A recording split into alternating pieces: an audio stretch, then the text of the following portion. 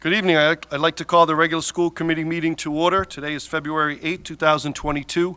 We are starting our meeting tonight at 7:20. A little bit behind. We had a subcommittee meeting prior to this meeting tonight. I hope everybody's doing well. I know we got a number of items today.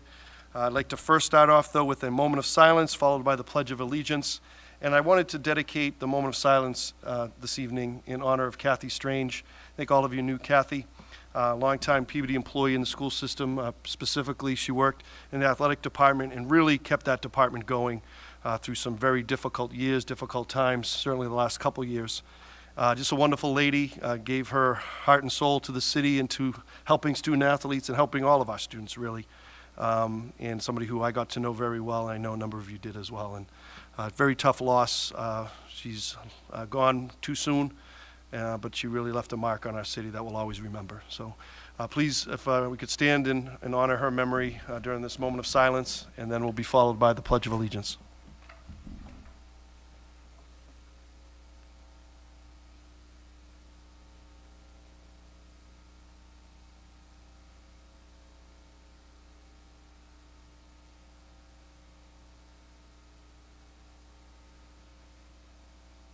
Thank you. I pledge allegiance to the flag of the United States of America and to the republic for which it stands, one nation, under God, indivisible, with liberty and justice for all. Thank you.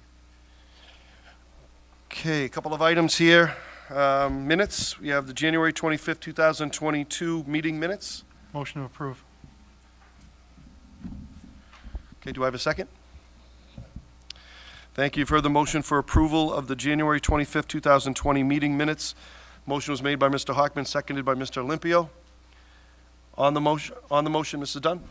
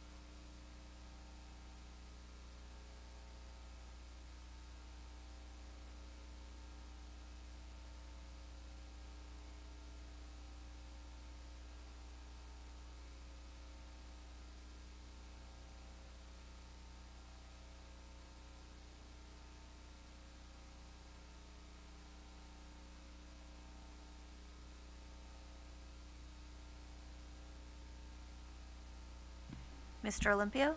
Yes. Mrs. Carpenter? Yes. Mr. Amico? Yes. Mr. Hockman? Yes. Mr. Swanson? Yes. Mrs. Dunn? Yes.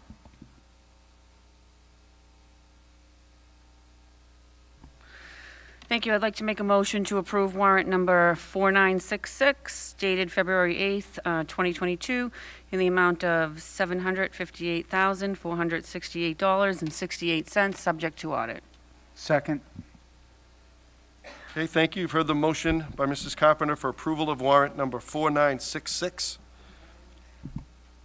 Seconded by Mr. Olympio. Roll call vote, please. Mr. Olympio? Yes. Mrs. Carpenter? Yes. Mr. Amico? Yes. Mr. Hockman? Yes. Mr. Swanson? Yes. Mrs. Dunn? Yes. I'd like to make a motion to approve warrant number 4968 in the amount of $68,216.07, subject to audit. Second. Thank you. You've heard the motion by Mrs. Carpenter for approval of warrant number 4968. The motion was seconded by Mr. Olympio. Roll call vote, please. Mr. Olympio? Yes. Mrs. Carpenter? Yes. Mr. Amico? Yes. Mr. Hockman? Yes. Mr. Swanson? Yes. Mrs. Dunn? Yes. Thank you. Thank you. If there's no objection, I'd like to go a little bit out of order tonight. We have some of our very best students at Peabody High School that are here today. Two groups, Student Advisory Council and representatives or members of Deca. Any objection to going out of order? No objection. Okay. All right. You want to start with? Sure, I think we're going to start with Deca. We have a number of students from Deca tonight, and they just qualified for the state competition in Boston. And I'd also like to turn it over to Mr. Amico to say a few words before we begin. Yeah, please come on up. Let's just get you some seats over there, Mr. Brand. Could.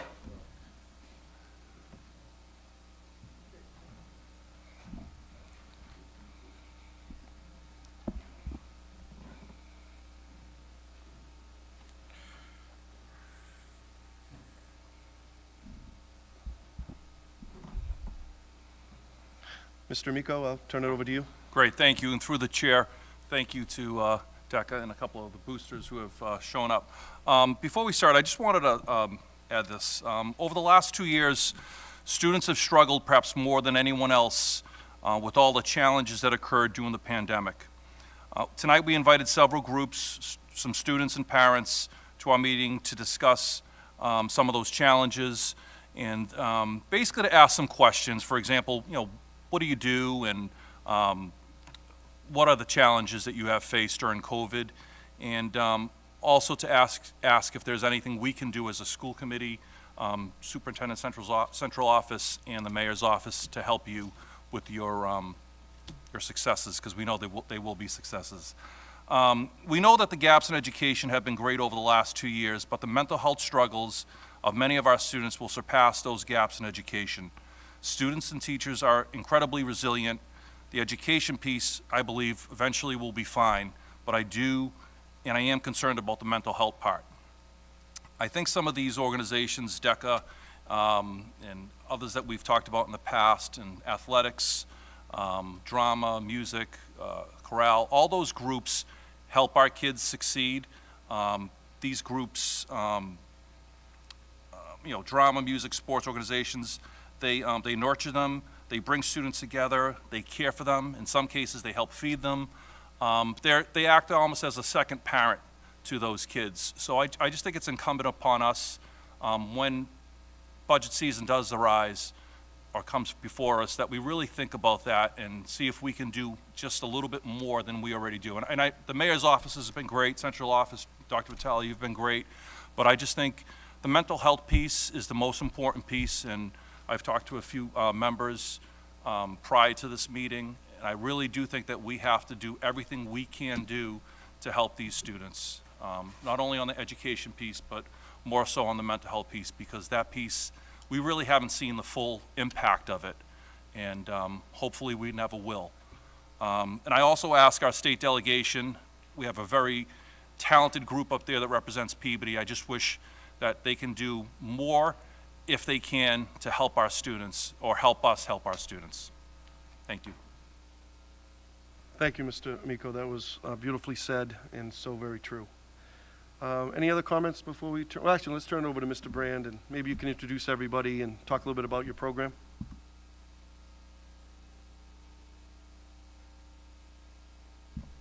Okay. Thanks for the opportunity for allowing us to speak for a few minutes. About 20 years ago, Dr. Costa, my former boss, came up to me and says, Mr. Brand, we're restarting Deca, and you're the advisor.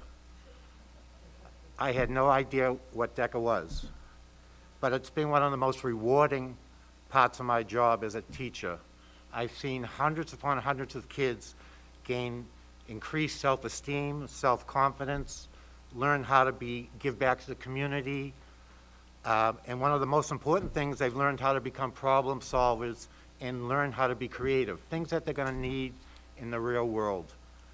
So I'm just going to turn it over to each of the kids has a brief comment, just to let you know what their feelings are about Deca. Do I need to move this, or is it okay? There you go. My name's Isabella Turco. I'm a junior at Peabody High. This year's my 3rd year in Deca and my 1st year as a co-president of the Peabody Deca chapter.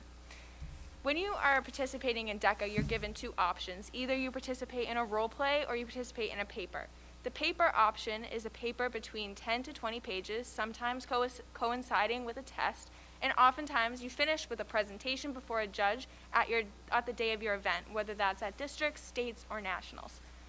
All 3 years that I've been in Deca, I've chosen the paper option, and the reason for this is because it allows me to express myself. Deca allows you to pick something that you are passionate about and speak about it. The categories range from startup business plans all the way to community awareness. My freshman year, I participated in the community awareness category, where I was able to do a project on foster care. My partner Isabel had a family member who was in the foster care system, so we were able to interview her family members, her friends, her foster brother Doug's teachers, and we were able to create a public service announcement that we sent out to the student body and was even aired on Peabody Access Television. This allowed us to speak about something that we were passionate about. Last year, you may have saw Amber and Asia did a project on mental health awareness, like Mr. Amico had mentioned, and how important it was and how it affected our student community. This is just another example of how Deca and the paper aspect of Deca allows us to express ourselves. I'll hand it over to Matt, who will talk a little about role plays. Thank you, Bella.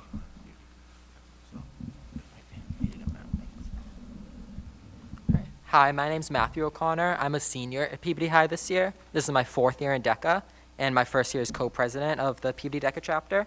So I'm just going to talk a little bit about the role play option if you choose to sign up for Deca.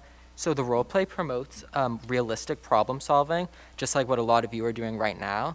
And it just is giving kids the opportunity to kind of peek into that in the real life. So you either work with a partner or alone. I've chosen to work alone all 4 years, and it's very a short amount of time to prepare. You either get 30 minutes or 10 minutes, and you're given a prompt with a problem that you have to solve and creative solutions and present it to a judge. The categories range from hospitality to entrepreneurship, and this is great because it allows you to choose an interest, possibly something that you're interested in a career field when you're older. And one of the most important things about Deca is the performance indicators given to you on these role plays. There's hundreds of them throughout the whole entire program, and us students have to study all of them because they're given on the role play. So it's just things such as build and maintain relationships with customers, that's one on here, or describe marketing functions and related activities. It's just things you wouldn't think about unless you're given them and told to learn what these mean. So I think Belle just passed out to all of you an example of one of the role plays. So just to point out a few things, it lists your position. So this one's telling us that we're the director of marketing for Subworld. So it's really just throwing you into any business situation, something that you may be interested in doing in the future or something you're not even interested in, but it is helping you prepare you just for any form of leadership in the future. So this one's asking to come up with a promotional plan, and you can come up with a variety of different solutions to it. I brainstormed a few, and we could create a free app to join with a loyalty program, and you get perks for it for how often you visit the subchain. And we create a promotion where for Valentine's Day, if you come in with a partner who's also a member of the program, you get a half-price meal. So it's just encouraging kids to come up with creative problems or creative solutions to many different problems. And then the best thing about role plays is the creative freedom given to the students, because you're seeing students from all different parts of Peabody High just having completely different solutions because they're all given the same problem. When I was in Deca class with Mr. Brand my freshman year, he would give us all the same role play topic, and it was just crazy to see the completely different solutions all different kids had, and they were all amazing in all the different ways. And yeah, that's about it for what a role play is. Now I think. Great. Yeah. Do you want to switch?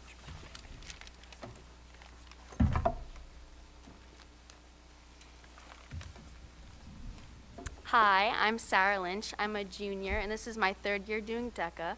I just wanted to first start off and say how much of an impact Deca has had on my high school experience and how it's helped me to branch out and become overall more confident. So this year, me and my partner Lindsay, we were given a real-life business scenario where we were put in the spot and supposed to come up with a solution, and it was a great opportunity for teamwork and bonding. And I just wanted to mention that this year I was filling out an application, and it even asked me if I was affiliated with Deca, which just goes to show the great reputation that the club has statewide, maybe even countrywide. And as somebody who wants to major in business and marketing, it will really help me get a foot in the door for this type of brand as business and marketing. It's just something that I won't get this experience anywhere else, and it's a great opportunity for me to get my foot in the door while also making some great high school experiences.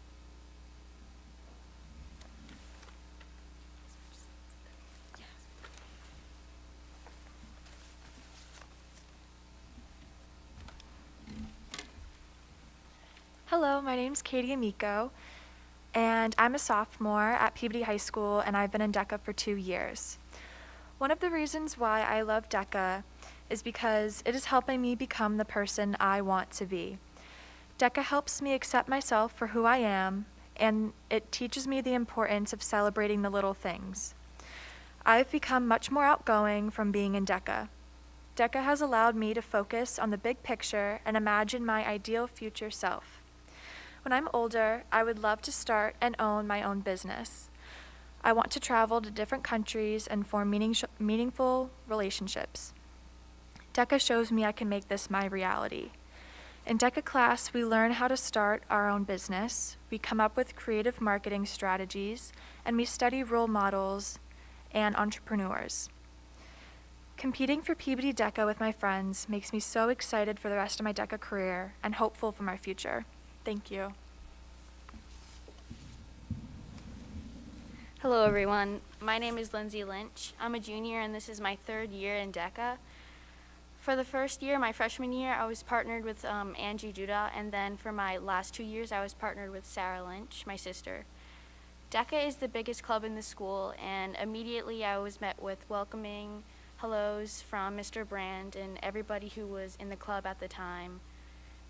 Deca helped me challenge myself. I'm someone who struggles with social anxiety, so when I was originally told that I was going to be speaking with a judge and only be given 30 minutes to prepare myself, I was obviously on edge and I didn't know if I wanted to go through with it. Obviously I went through with it, here I am today.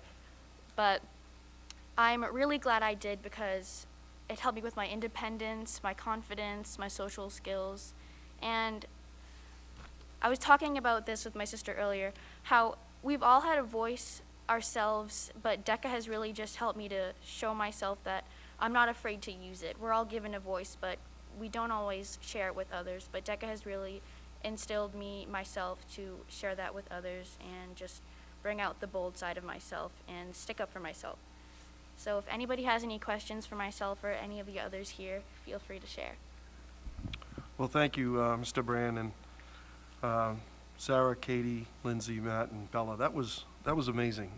You each so articulate, explained the value of the program, explained what the program was all about and how it's impacted your lives. That's so important for us to hear and makes us feel real good. Deca has been a great source of pride for all of us, and it's because of you and the students before you that have really just done an outstanding job and brought very positive attention to the city of Peabody and to Peabody Veterans Memorial High School. So I want to thank you, thank Mr. Brand. Clearly, Mr. Costa made the right decision asking you 20 years ago. But this is terrific. I know all of us have great pride about what Deca means to our city, but to hear it from each of you put so well, that's really helpful to all of us. So thank you. Any questions or comments from the committee members? Mrs. Carpenter? Thank you. Thank you all for coming here. I recognize many of the names and faces, so it's nice to see you.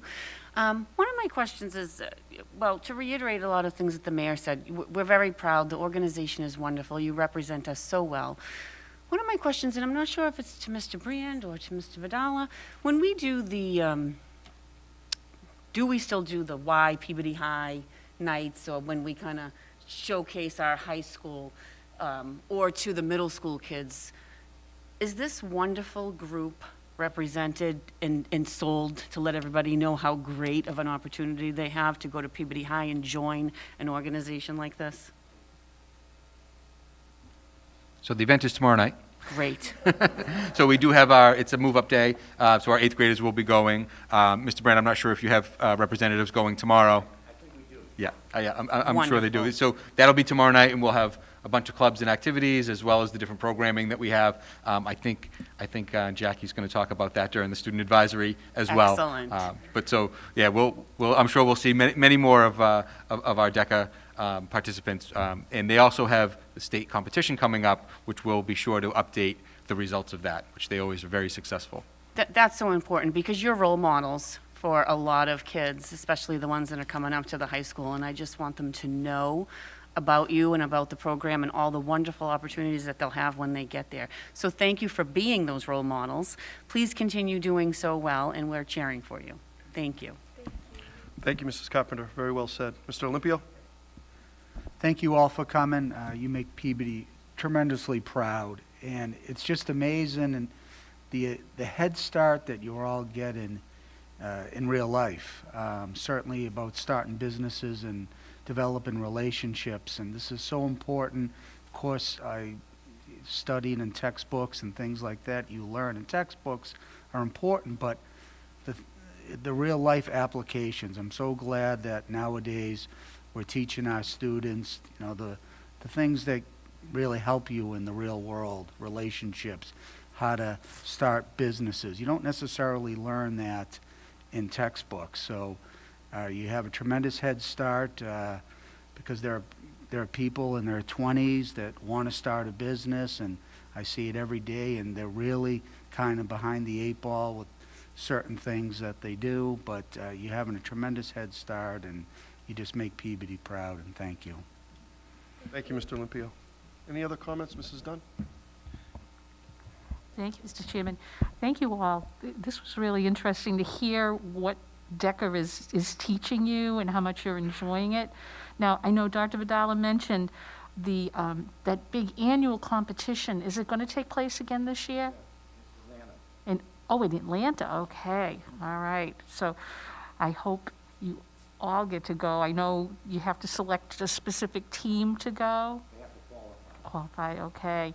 But everything you do is working up to that point. So I wish you all the best, and really just be so positive and proud of what you're doing, because you really are helping yourself for your future. What the skills you're learning, the practical knowledge that you're gaining through all of the Deca exercises and all the coursework you do, that is going to help you years down the road. So congratulations to all of you. You're very smart to do this. Thank you, Mrs. Dunn. Okay, Mr. Swanson? Evening. Thanks for coming out tonight. I want to reiterate some of the things that the other members have said. For somebody that's in business and hiring, you guys are already ahead of the curve. You are very articulate. You're getting great life lessons in this class, in this club. So take what you're learning with pride and move it forward. Continue to grow. And again, congratulations to you all and your other members of the group that have participating with you. Thank you, Mr. Swanson. Okay, well, thank you all for being here, and as Mrs. Carpenter said, we're cheering for you and we're supporting you in any way we can. So thank you for being who you are, and thank you, Mr. Brand, for the work you do for the club. So thank you.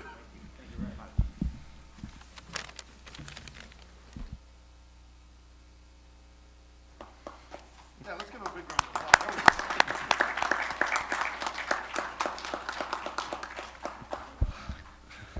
Okay, thank you so much. It's always very impressive how humble our high school students are, yet how confident they are when they speak in front of a group. Very impressive. Next, I'd like to welcome up Ms. Prouty and Jackie Scopa, our Student Advisory Council member, to come up and give us an update on some of the happenings at the high school.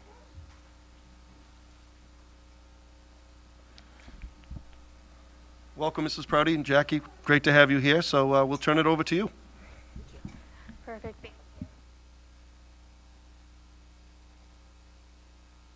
It's been a little while. Again, I'm Jackie, and this is Miss Prouty, and we're here to represent the Student Advisory Council that we have down at the high school.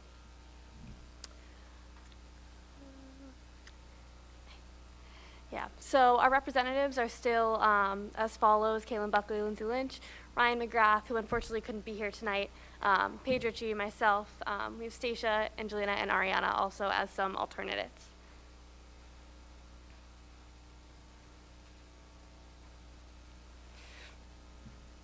So to kind of update everyone on what's been going on, again, it's been a little while. Our first semester wrap up and our second semester start, and the wonderful things that we're going to be able to do with the Bar Foundation grant that we got.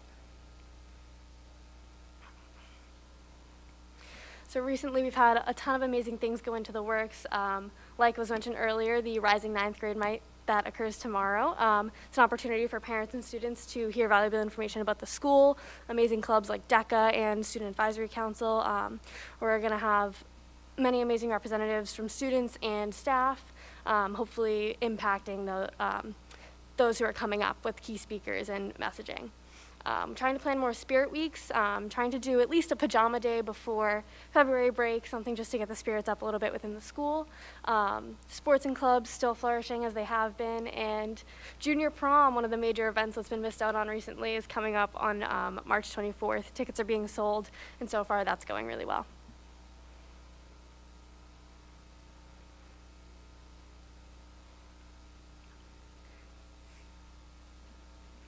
So within the past few years, obviously we haven't been able to do things like exams and events like that as normally as we would have liked. So students who have been in the school before were a little bit confused as to what was going on with exams and things. So we're trying to keep communication between teachers and students a little bit more fluid. Everyone's trying to work together to help each other out, essentially. And elevating those 9th graders, clubs like Deca really encouraging the freshmen to keep doing what they're doing, and the VAR Foundation grant teams being built, which I'll elaborate a little bit more on in coming slides, that are trying to get some student voice in there. We have 2 student government days coming up. We have the Massachusetts Student Government Day that Belle Turco will actually be at, and another junior, Dante Martinello. That's on April 1st. And Peabody Student Government Day, which as a senior I'm very excited to see come back. Hopefully I'll run for something, not really sure what I'm going to do yet, but I hope to be in one of those positions on April 7th. The interest form went out just today, so we're starting to see that come together. And we're getting a lot of really good responses. I also just want to add, it didn't make it on a slideshow, and I apologize. Stage 1 Productions has performances this Friday and Saturday as well. I did want to mention, Mrs. Prouty is the advisor for Student Government Day this year, and very appreciative that you're doing that work. So that's great to hear that there's some interest, and Yeah, we got looking quite a forward few to that. responses already. So Great. it's rollout's going very nicely. Excellent. Knock on wood, it continues. So yeah, our second semester began just recently on January 24th, which many students transitioning into new classes after those half-year ones had ended. Guidance counselors, teachers, staff has been very helpful with helping those students ease into those new classes, and advisories are supporting students in the new settings and creating goals for the next term of the school year. So the Bar Foundation grant that I was mentioning earlier, it's been divided into 6 teams. So we have the design team, faculty climate, student experience, core beliefs, instructional models, and adult professional learning. And then as you'll see in the next slide, we have some of these teams hoping to get a lot of student involvement on. So the design team, student experience, and core beliefs, really hoping to get some student voice, student word, student participation in these teams.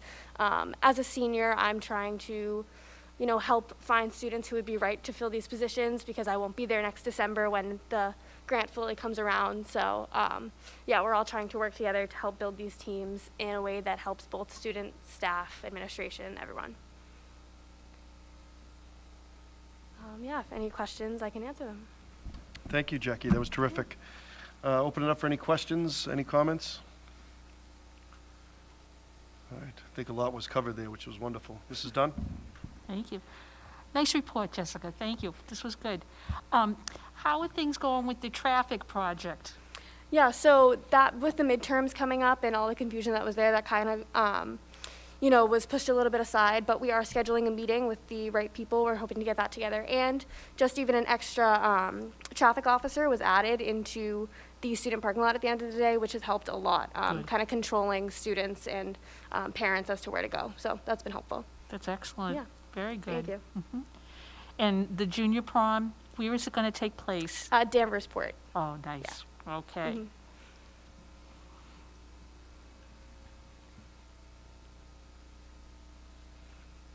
Thank you, Mrs. Dunn. Any other questions for Jackie or Mrs. Prouty? Well, thank you. These are always very valuable when you present. You did an excellent job. You presented very well, Thank covered you. a lot of ground, so this is terrific. We look forward to future reports, and best wishes to you moving Thank forward. you. So. We'll have lots of updates next month. Yes, Yes. definitely. Thank you, Jackie. Thank you, Mrs. Thank Prouty. Thank you.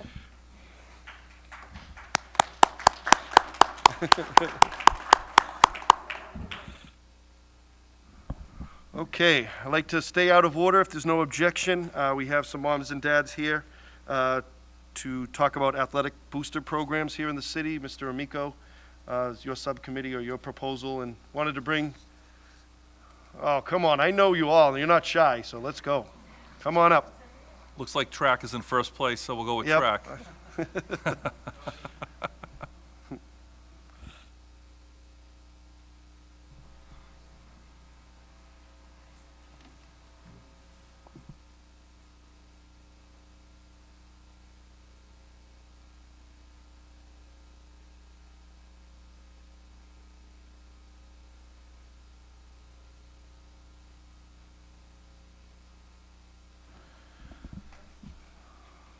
So welcome to all of you. It's great to have you here. Turn it over to you, Mr. Amico. Thank you, through the chair. I wanted to thank you for being here. You're the other part of the puzzle that helps our kids grow and succeed. We have teachers in the classroom, we have parents on the outside, we have those of us who set policy and try to help as much as we can, but the boosters are the missing link, and you guys do an incredible job. Most of us know what you do, but maybe the public doesn't know all of the things that you do, especially during the last 2 years, during these challenging times. I know you've been asked to do things that probably you've never thought you'd have to do, like many of us. So if you could just give us a little rundown on who you are, what you guys do, some of the challenges that you have faced prior COVID, during COVID, and hopefully we're over that, and what can we do as a city, as a school committee, as a superintendent? What can we do to maybe assist or help in any way to make your lives easier when you're trying to help student athletes succeed?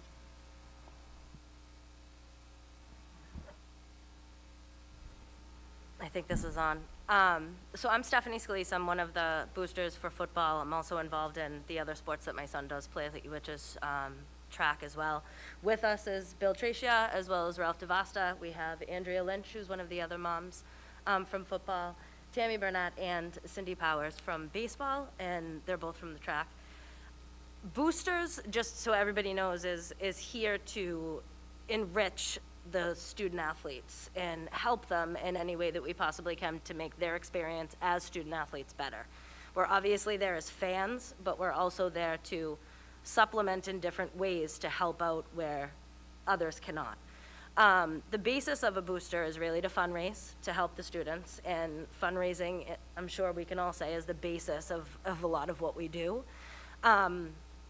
This is my second year in boosters and helping out. I'm sure they can talk a little bit more as to what it was prior to COVID and what has happened since. But boosters currently pays for a lot of the things that the kids do, and we're happy to do that. We raise money for the kids to get them into banquets at the end of the year. We raise money for them so that they can have gifts at the end of the year. We also raise a lot of money, though, for various other things that people don't probably notice that we do. Things along the lines of paying for transportation for them to get to their scrimmages, paying for the refs that they need to have at the scrimmages. I know baseball has to pay for the porta potties at the field when there are home games, if we want to have porta potties there. There are various different things that we also do that will supplement some of the costs that some of our kids who can't afford to pay for things do. So we're also fundraising throughout the year to collect money in order to make sure that these kids can play. They have equipment. They're able to watch their films on a huddle film for football, I can say that for. Equipment on the field, jerseys that they need to wear on the field, things that aren't so much paid for in general, we're fundraising for as well. It takes a lot to fundraise, especially with track, with 3 different track sports. It's the same kids every single year, and it's really, really hard to go after that exact same population every single time, asking, can you support us? Can you sponsor us? Can you do this for us? Can you do that for us? Especially during COVID, it was very, very difficult because there were a lot of students as well as businesses that were hurting. And it was hard to find ways for the students to get the sponsorships that they need in order to pay for the proper gear and equipment and funds that they needed to play these things. But it was also very difficult for us to call a business we know is struggling and say, hey, you've helped us in the past, can you help us again? And that's one of the things that COVID had us run into, where we were down quite a bit of money that we normally would have to support the kids, that we weren't able to get because of that. A lot of the things that we do are directly to the kids. That's what we're here for. We're here to support them. Every bit of money that we have goes towards anything that they need. And anything that we can get to help support them from the school and from the mayor's office would be helpful for them. It's not about us, it's about them. And it's about making sure that they have everything that they need in order to participate, in order to be those elite student athletes that we expect them to be. And that's what they want to be. And in the end, it's all about community and respect and discipline when it comes to sports, and that's what we're trying to teach them, and we know that's what the coaches are trying to teach them. So if we can take a little bit of the edge off of what they're learning, that's what we're there to help with. Anybody else want to jump in? Yeah. Well, thank you for having us. We really appreciate it. No, thank you, Stephanie, and thank all of you for being here. This is very helpful. There were things that, you filled me in just now, fill this in now, but you told me a couple things out in the hall that I had no idea about on some funding and things that you do. I knew some of the work, certainly boosters being around sports, but I didn't realize the far-ranging impact that all of you have. And I know there's meals you've bought and there's other things you guys have done to help student athletes. There's other things you quietly do behind the scenes to help families and student athletes. So I'm aware of that. So that's actually good for us to know. We're going to be taking up certainly the budget probably in the next few weeks. And I think some of these items will have to be discussed at that time. Yeah, of course. That, the girl who spoke previously was a student advisory. She was a student advisory speaker. Yeah. I think it would be amazing if they had a student athlete advisory board. There's not one. I know my son, I know these two have captains. My son's a captain. Her son, I'm sure someday will be a captain. Their children are captains. I know there used to be a captain's council. There's not one now. We've been told that there is, but my son's a captain. He's not on a captain's council. So They're the ones who know what they need. They're the ones who know what we're so happy to provide these kids with whatever they need. We fundraise, we'll get it. Like track just won the NEC, football won the NEC. We fundraised to get them their sweatshirts, their t-shirts the coaches wanted for them. We awarded them. We would love those stickers for softball, for volleyball, to be updated on the wall. It was since 2000. I mean, softball is going to be one of the state-ranked softball teams. They're playing in a field behind an abandoned elementary school. With no bleachers. With no bleachers, a school board paid by the Little League of Peabody. But we love to fundraise for their NEC sweatshirts. And that's what Boosters does. I don't think Boosters needs to pay for the referees and for the scrimmages for the buses. I don't think the Boosters needs to pay for the umpires. But we do love to reward those children. But the student athletic board, if you made a council for that, I think the boys would love to be here and the girls. They're the student athletes. Their GPAs are amazing. They're such great kids. They're changing the culture of this school. I'm just not exactly sure the school knows how lucky they are that they're here and not at a private school or at a Catholic school, that they bleed blue, that they're tanners. And I think maybe if they showed or got a little, they don't even want accolades. They just do it because they love it. They don't even need a sweatshirt or a sticker on the wall. I don't think one football player asked for their banner up, but we have a banner, and we asked if we could, we got them one, and we asked if we could hang it in the gym, and we were denied. And we have a softball banner and a volleyball banner, and we were denied. And it kind of just is like, well, we want to reward them, but we get denied. But we don't care. We bought it. We'll hang it on the fence every home game. And they'll love it, and they'll thank us, because that's what they do. They thank us. But I just think maybe a student board would get them more what they need. And would help you. Yeah, they know what they need, they know what they want. So talk to them, not us. We just make the pasta. Oh, thank you, Andrea. That was great. Dr. Vidal and I have actually been talking, and I've spoken with a couple of you. We are going to be announcing a captain's council that I'm going to be overseeing very soon. I wanted to implement that for this very reason. I think what you've spoken about, and Tammy's reached out to me before, and we've had good discussions on this very thing. But that's important to get their perspective, and that's really what I want, because again, there are things that we don't see, that you see as parents, but also as the students, even more so, student athletes. So, yeah, we want to try to support them. So that you'll be hearing about that very soon, actually. But you explained it very well as to why that's important. So, thank you. And I just want to personally thank you for the work that you're doing. I know how hard the kids work. They're at practice. Some of them are working out before school. They're coming to school before 7 a.m. They're practicing after school, and they're still getting their work done in the classroom. And they're some of our best kids. And so, I think tonight you saw the well-roundedness that we have of kids. But, you're typically behind the scenes, and you might not get the accolades or the thank you. But, we all want to thank you for everything that you're doing and supporting the kids and supporting the schools. And I think it's important to have you come up in front of us, but it's also important for us to hear from the kids themselves. So we're definitely working together to make sure that can happen. And now, as we talked about, you might have heard a little bit earlier, bringing back some of the things that we're able to do is very important to us, so that we can get the kids back and we can, start to celebrate the wonderful things that we've been doing, because we feel like we've been held back for a year and a half, for almost 2 years now. But we're bringing back the celebrations, we're bringing back the gatherings, and we're really excited to do that. And we just wanted to thank you for all the work that you did, and thank you for coming tonight. Thank you, Dr. Vidala. Mr. Hockman, I know this has been a topic of yours as well. Turn it to you.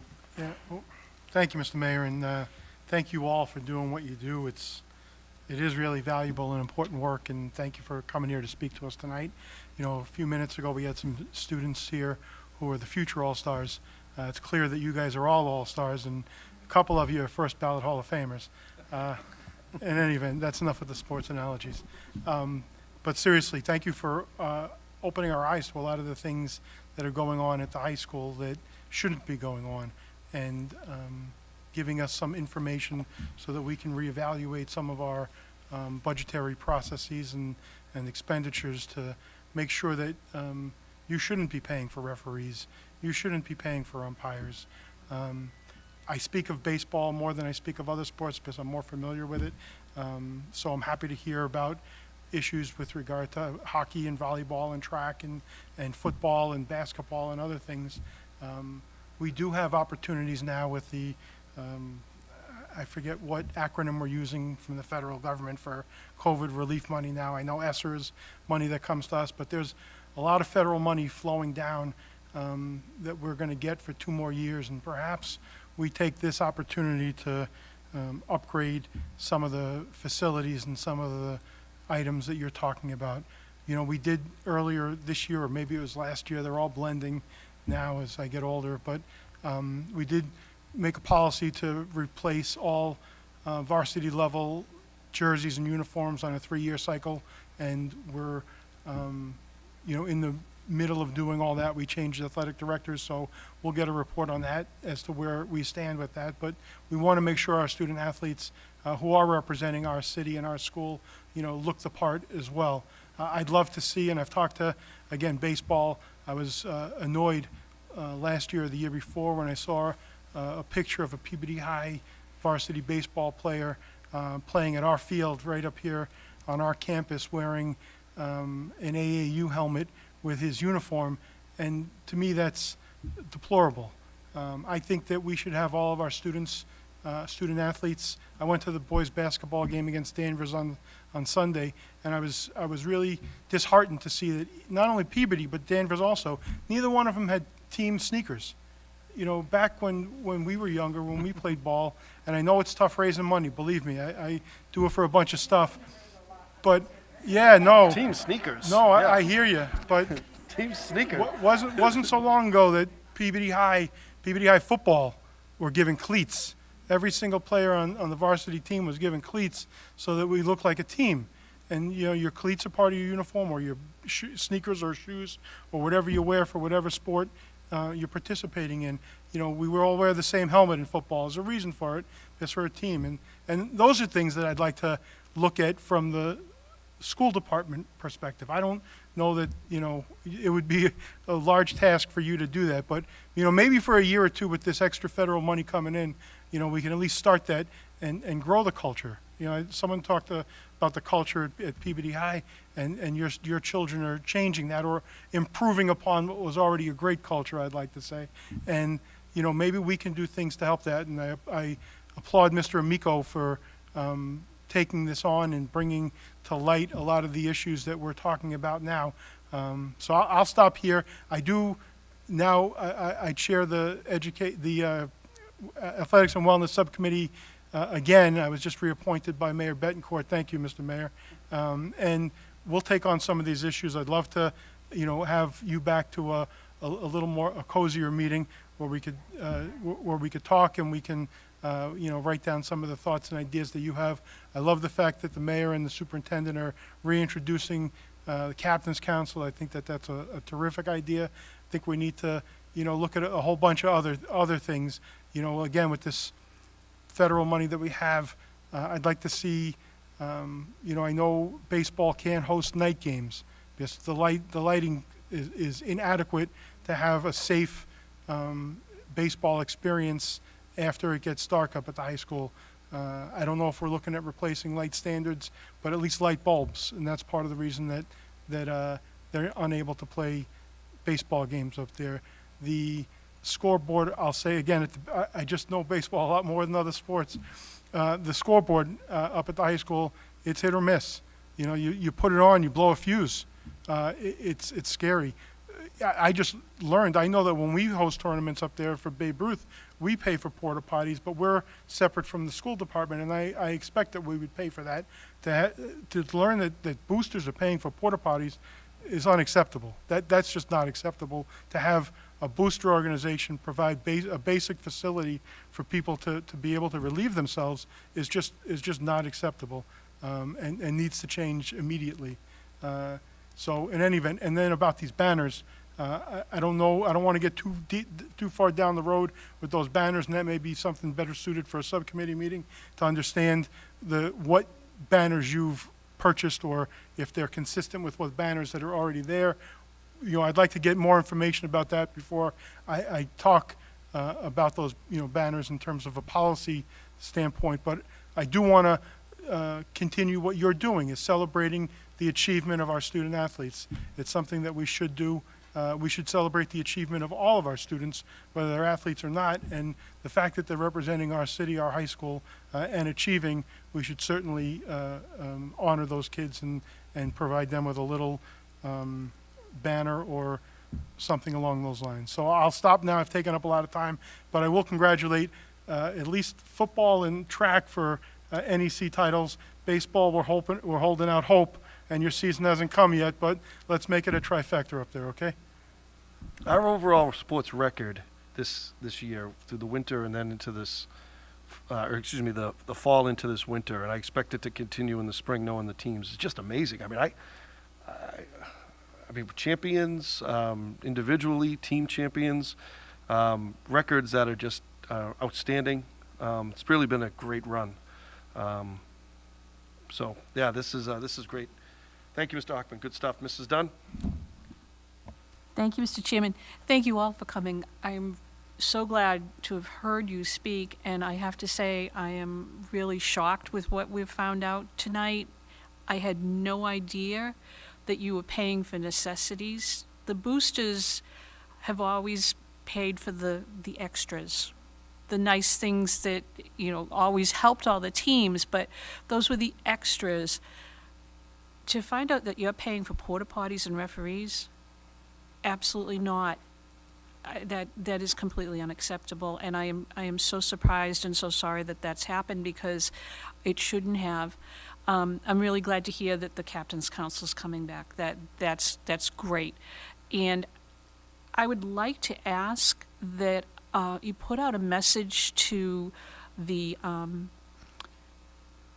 president or the officers of each of the booster clubs, all 3 seasons, and ask them if they could send in just, you know, even just a 1-page document of what they have paid for through, I don't know, this year or last year, or however long this has been going on, because I want to make sure that we're covering what we need to in our athletic budget. We've always tried to make sure that we had the money there to make sure that the students had uniforms, and as Mr. Hockman said, we're in a rotation. I don't know where we are in that, but I know we've had discussion in the past with a rotation on when uniforms would be updated. We did have a lengthy discussion last year about equipment, because we want to make sure that it's standard, that it's current, that it's the appropriate and safe equipment. And I know that, that is very expensive, but we need to do that as a district. If the boosters are buying, protective equipment, I don't think they're supposed to. I really and truly am so surprised. So please, if we could, I don't know if I need to make a motion, I don't think I need to, just please request that every booster group send in an example so that we can see that when we do our budget. We're working on the budget in the next couple of weeks. And it would be all three seasons. Thank you. Thank you, Mrs. Dunn. I don't know about team sneakers, but definitely a number of items. Yeah, I don't know, team sneakers. I know how much they cost now, yeah. But no, that's great. Thank you, Mrs. Dunn. That was also good stuff. Mrs. Carpenter? Thank you. Thank you for coming here. I really appreciate it. A lot of the things I was going to say have already been said. I started writing down some of the things you listed that you paid for. We have a line in our budget for all of those. So it's really just a matter of getting the correct numbers in there. There are definitely things in here that you shouldn't pay for, legally shouldn't pay for. But some of the things are, as some of my committee members have said, kind of shocking. I don't have to repeat it. But I really just want to say thank you for coming. Thank you for everything that you're doing. Thank you for sharing your children and letting them be such great role models. I'm looking forward to seeing them come here, as you've indicated, having the sports teams come and represent. They are some of our brightest students, and I do appreciate them. I really hope you can get back to being a booster parent with all the fun stuff.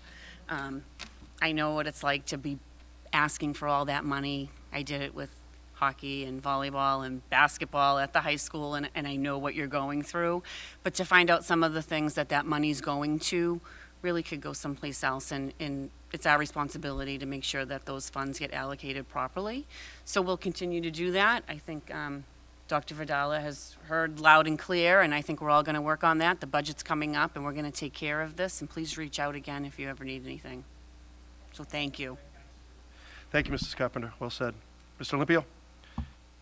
Yeah, thank you all for coming and everything that you do. It was really almost like a punch in the nose what you just said, some of those things that are going on and what you're doing and what you have to pay for. So, sometimes when we go over a budget, I know myself, you take maybe for granted a little bit that the money is being allocated to the right spot. So this year, especially with the extra money, I do think we're all going to take special close attention to, what that line item really is going to and what it has gone to in the past the last few years, because that's something over the course of the last few years something got lost in translation. So I think we'll get to the bottom of it, better days ahead, and just thank you for all that you do, and thank God we have parents like you that are very involved and speak up, because we don't know everything that's going on, and we appreciate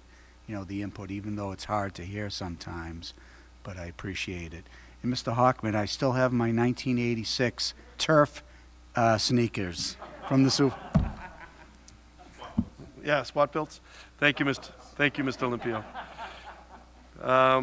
And I wanted to thank you, Mr. Miko. You've been talking about this for a while now. I know this is important to you. You're very passionate about these subjects, very supportive of the student athletes. So thank you for helping bring this forward and keeping this making this very much front and center for us. All right. Thank you so much for being here. Thank you. Yep.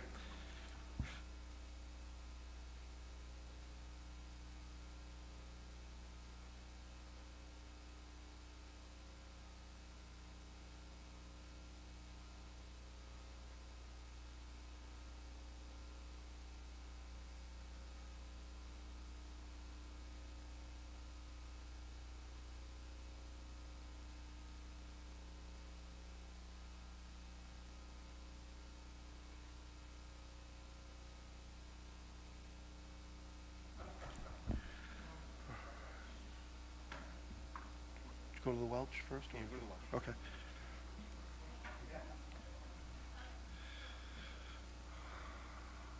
All right. That was great. A lot of important input all of us received during those sessions, so that was terrific. I wanted to get back to the agenda and go to continued business. Item 1, Welch School MSBA project update. Mrs. Dunn, I'll turn it over to you for an update. Okay. Thank you, Mr. Chairman. We had a very well-received community meeting last week, thanks to the magic of PATV and our IT department, and a lot of good information was presented. We had a lot of people watching it, so that was good. Right now, as I had said last time, the project moved into Module 6, so we're proceeding along with the actual true design of the building. Everything is really being drawn to specs. They're working very hard on the scheduling and on the phasing, and we did get approval. We received notice today that the MSBA has issued the project funding agreement, so that's the next step that we will go through to execute that and continue on with the work that's been done. So if anybody has any questions, I'd be glad to answer them. Thank you, Mrs. Dunn. Any questions or comments? Okay, thank you. We will now go to Superintendent's report, and I'll turn over to you, Dr. Vidala. Thank you, Mr. Mayor. We're jumping into item number 2 on the Superintendent's report. Tonight we have with us Mr. Magno, the principal of Peabody Veterans Memorial High School, Dr. Meyer, our assistant principal, and Mr. Quist, our guidance director, to present the 2022-23 program of studies for the high school. So they've been working with all the departments to look at the course offerings and the required credits, and they'll take it away and give us an update on the process and where they've ended up. Mr. Magno? Thank you all very much for having us tonight, and I first want to, give a shout out to the amazing parents that were just here and our incredible students that spoke before you of all the wonderful things that we have going on, and to Ms. Prouty for taking a large part of organizing these student activities, especially with the upcoming student government and our student voice group. So thank you, Ms. Prouty. We're here tonight to present the program of studies. We broke this down into 3 steps for you. Our focus, our process, and then our highlighted changes for 22-23. I can't believe we're already in 22-23. The school year is coming quickly to an end. The first part of the process is our focus.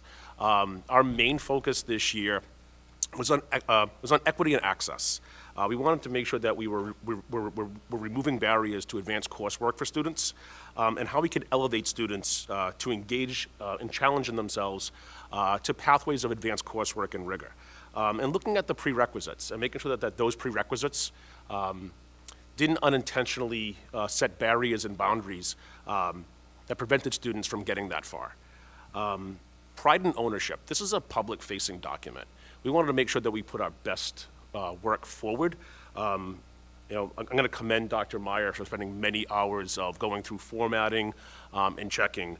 But we want to make sure that when our public, our community, and other communities, look up our program of studies, that it's clean.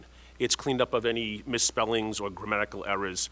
We want to make sure that the links actually link to the correct documents, that there was clarity in the description of programming. We actually linked all the administration email, so if you needed to reach out to any of us, our email is quickly visible and accurately accessed there. And I think the most engaging part of this work was just, it opened a dialogue, a real rich dialogue with the departments and department heads and teachers about programming and what's important for those departments and what's important for the school. There was a great exchange of conversation around proposed new courses and programming that we see coming down the line in the future. And in all of this, we intended to challenge the status quo. What have we always done, and where can we go from here? And that process really opened up the doors to the program of studies and how we started to revise it and look to the coming future. I'm going to turn it over to Dr. Meyer to talk about the process in which we engaged in. Sure. So our process started with our instructional leadership team, which is the leads of all of our departments. So that's our department heads and directors of departments. And so we had a brief meeting with them at the start of this just to go over what we envisioned the process would be. They then went back to their departments to engage all of their staff in examining their course offerings. So just what Mr. Magno said. Do the course descriptions make sense? Are they up to date? Do they reference courses that are no longer offered at Peabody High School? And do they accurately represent what we are offering, what the course is offering? We know that sometimes as courses get taught, the focus changes over time. And so we wanted to capture that so that students knew what they were signing up for and so that families knew what to expect. And again, just to look at just the formatting and the translations, were they correct? And then to bring it back to the school leadership for a longer, more in-depth discussion. And this is where we got into that dialogue that Mr. Magno referenced, where we talked about proposed changes and what were the reasons for those changes. If we were going to add a course, what was the reason for it? If we were combining courses, how did this enrich the course offerings for our students and truly make it a 21st century program of studies?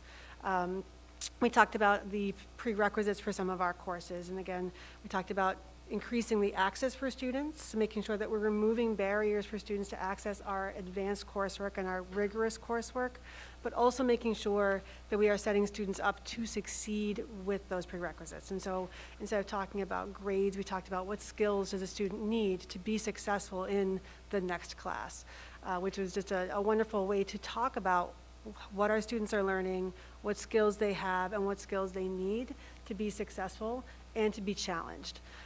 Once those discussions were done, we did have one or two discussions with the departments as a whole. So the department head or the director said, my department wants to talk with you about these things in more depth, and we were just thrilled to engage in those conversations because they really helped us delve into more of what people's visions were for their own courses and their own departments and truly make this a process where teacher voice was honored and authentic.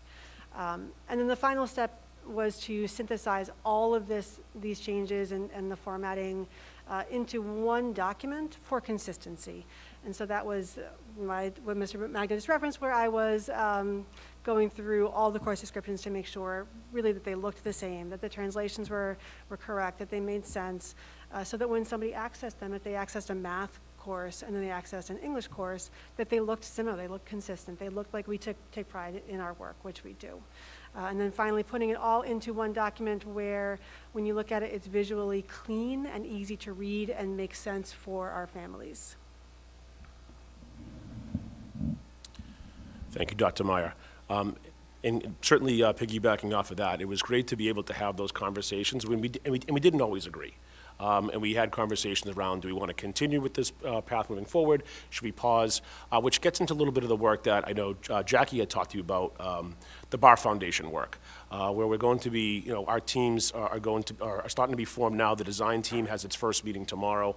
And through this process, we're going to be re-examining the high school experience. So pausing on a number of things before we, opened up into starting new things until we really learned more about our students and learned more about our community so we can develop programming courses that are responsive to student needs. A couple of the highlights. We had the opportunity this year, and this actually ties nicely into the students that were here talking to you about Deca. We were able to offer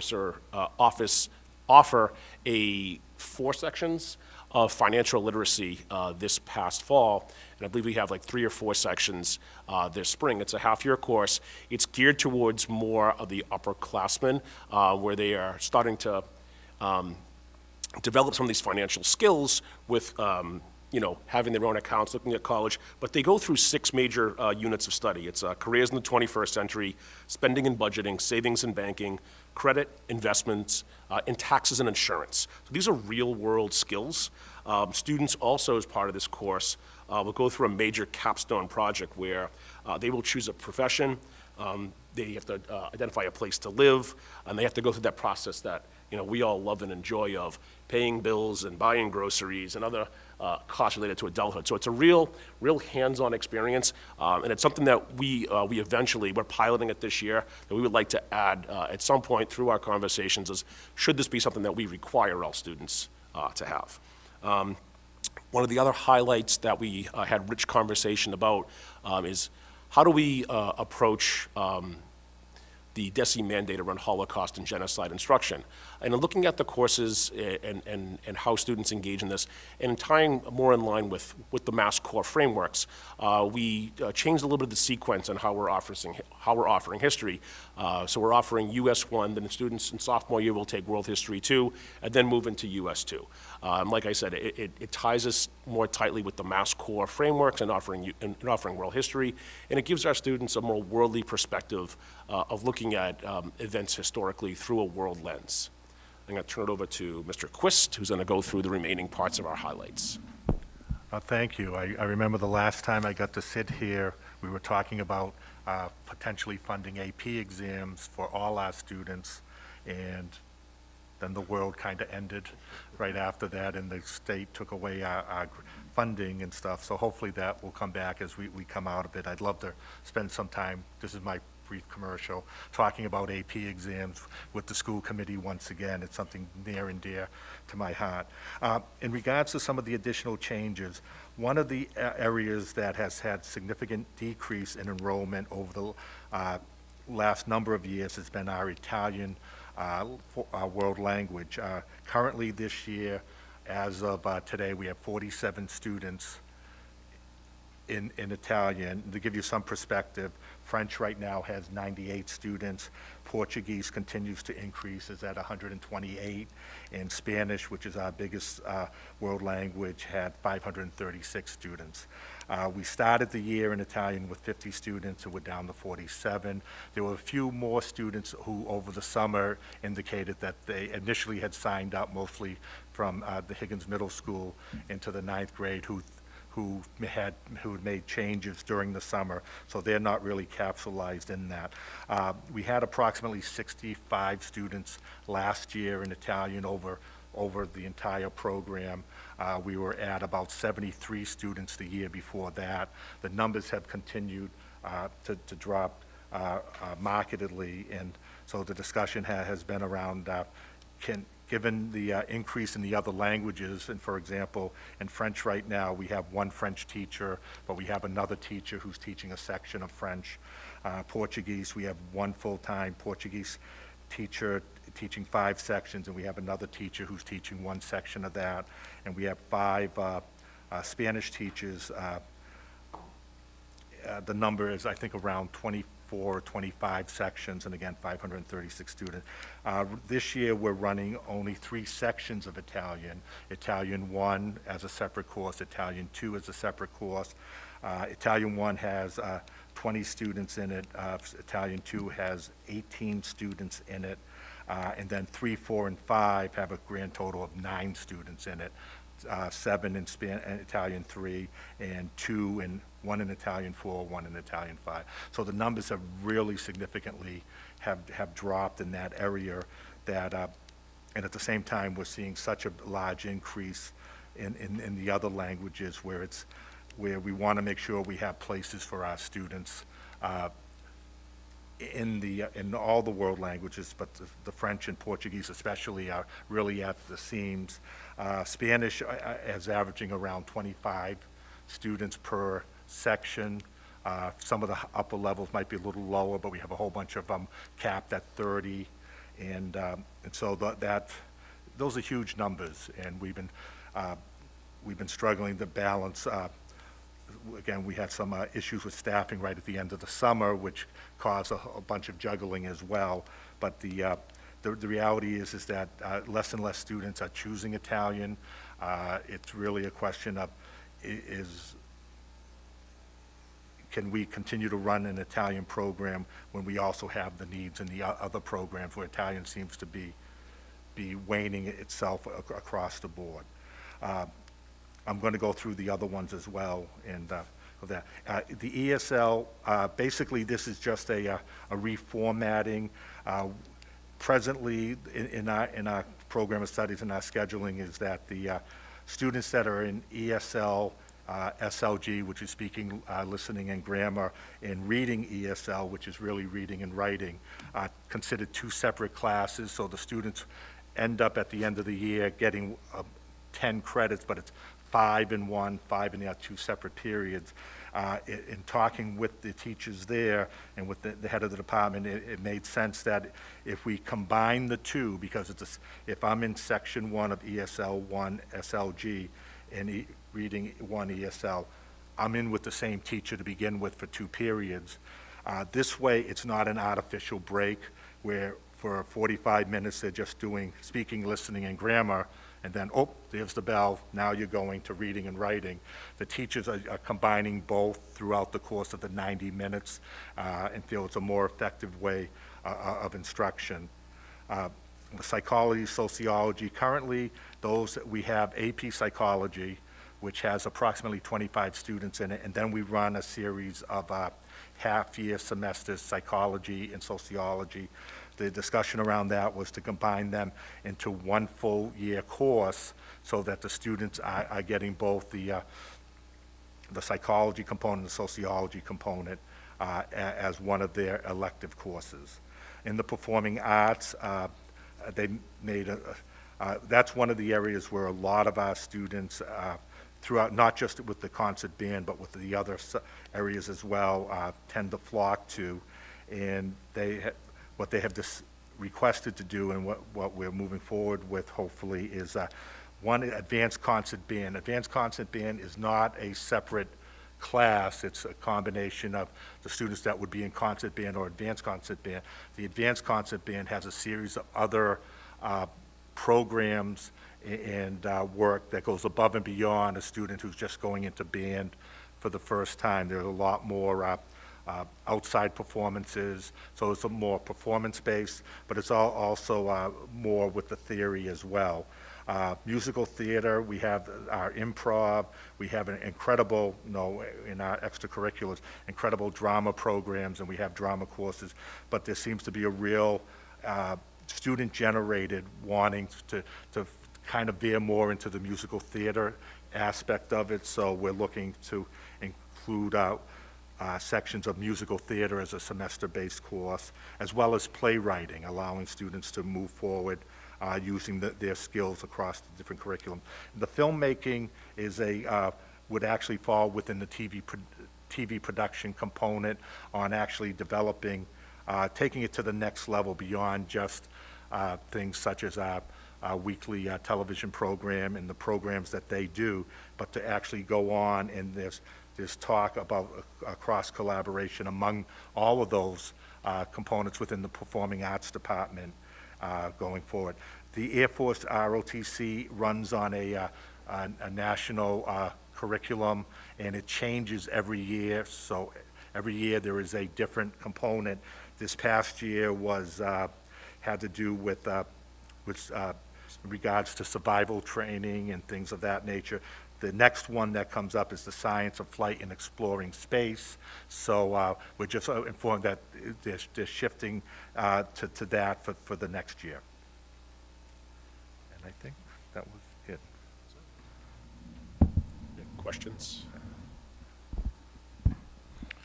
Great, thank you to each of you. That was very good stuff, very enlightening, and covered a lot of ground. Let's open it up for comments or questions. Mrs. Carpenter. Thank you. Thank you for coming tonight. I appreciate it. I do really like seeing the program of studies. It's very enlightening. And it actually, I'm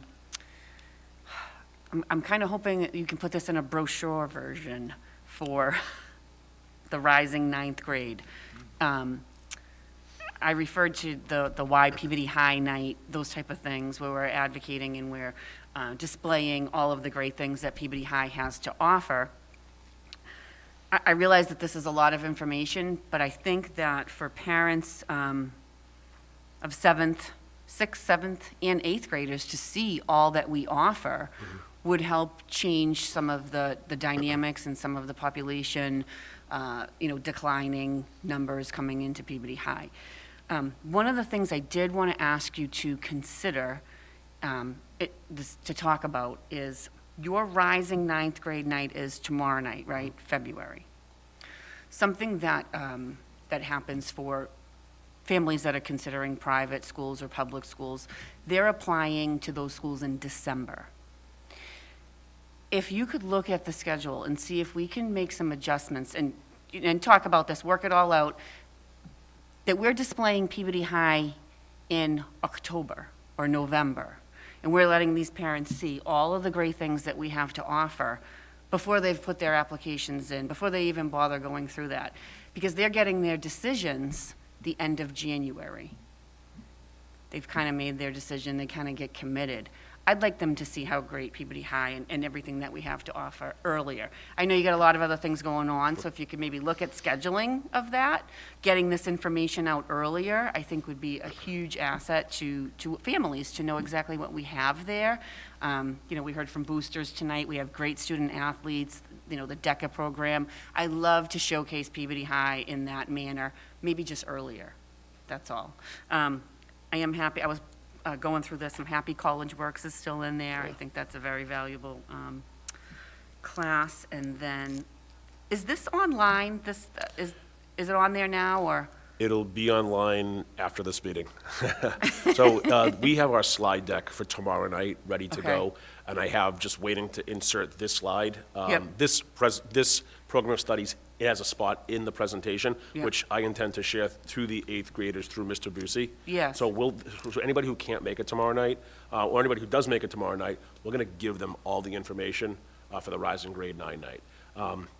And we could certainly look at our structures for how we engage with our middle school students. There's a lot to unpack and a lot to think about. I know. Some of the work that we're doing, this year, is reimagining what that orientation looks like for incoming grade 9 students, because our population at the high school has gone up the last couple of years. And we want to make sure that it continues to go up. And part of that work is really bolstering our academic programming, our athletic programming, and making sure that our students feel supported and they get what they need when they walk through the doors of Peabody High School. Yeah, no, excellent. That's great. Yeah, I realize there's so many other dynamics, and for me to say, hey, can you change this night to a different? But just so that you have an idea of what those other things that are happening for those parents, that's the time frame that they're on, and to see this ahead of time might just change everything for them. So thank you for this, though. It's good work. Thank you. Thank you, Mrs. Carpenter. I think that's a great point about the timing. That's terrific. Great. Mr. Miko.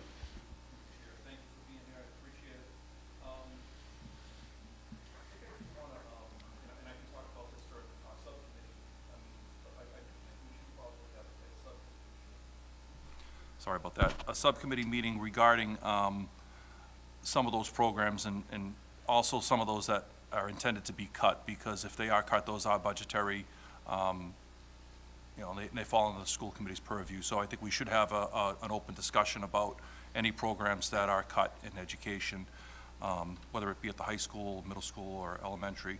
I also wanted to talk about the Holocaust program. If there's any discussion with the middle school, and I'm not sure if there is a program here. Maybe Dr. Chase, you could help us out. Maybe we can discuss it at a subcommittee meeting. But I think it definitely warrants to have a subcommittee meeting to discuss some of these changes and potentially additions for the future. Thank you. Thank you, Mr. Miko. And Mr. Mayor, if I just may add, so there are some budgetary considerations here.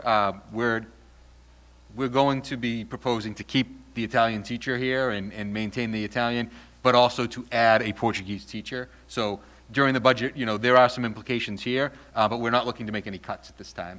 They're just advocating for additional teachers in other subjects because of declining enrollment in Italian and increasing enrollment in Portuguese. So that is one thing that they wanted to make sure that they were talking about. So we wouldn't be cutting the Italian teacher. We definitely look to maintain that. But in looking to the future, I think, as Mr. Quista said, he's seen that over time we've seen that declining enrollment, and we want to make sure that the class size is equitable across the board. So you'll be looking at an increase in the world language teachers for the next budget. So hopefully that addresses some of the questions there. Thank you, Dr. Vidala. Mrs. Dunn? Thank you, Mr. Chairman.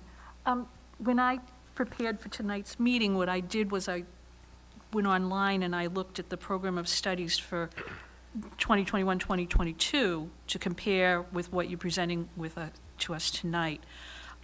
Just a quick note, please, in the newest one, check your table of contents, because it's not accurate with the new document because of the changes in all of the classes. I appreciate the way that you did this.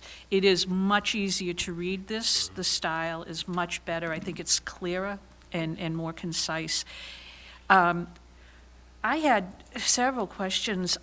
One was the Connections program for autism is gone, and I wondered what that entailed. I know we had a big push a few years ago to make sure that we were providing education for students with autism, and I wanted to know how that has changed to the point where that Connections program is no longer listed in this program of studies under special ed.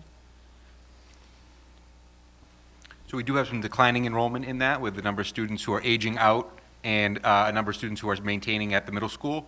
So there is a gap there in the number of students that we serve.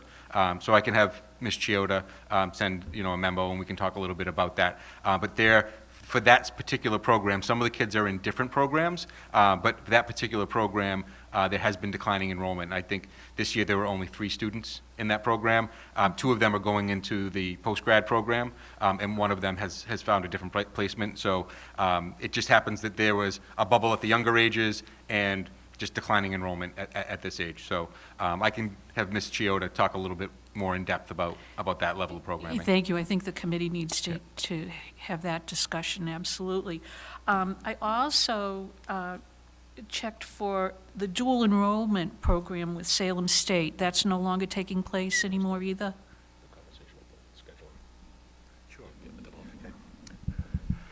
The program that you're referring to was a pilot program that began basically about 2 years ago, in which we were trying to look to the possibility of bringing Salem State into Peabody High School to offer some college-level courses at the campus.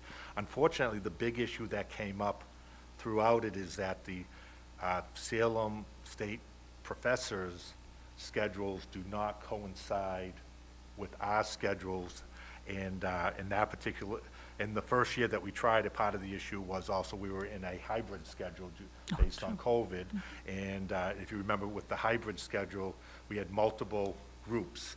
And so on one day, Group A was in, then Group B, et cetera. And what was happening is that very few students were able to be there at the time that the professor would be able to do that. And that's really been the biggest part of it, has been they were able to come in for one period. I think it was about 2 periods a week on a 5-day schedule.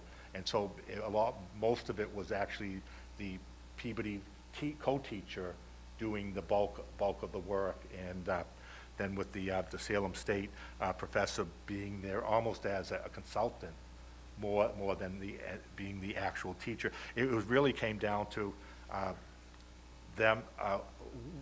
We have the constraints of our schedule, which may change under the Bar Foundation going forward, but at least for now, our schedule was pretty rigid, set on how it's set up, and it just was not connecting with their schedule, with the teachers, because they also have to go through their contract, on when they could be attending, and the numbers were extremely low.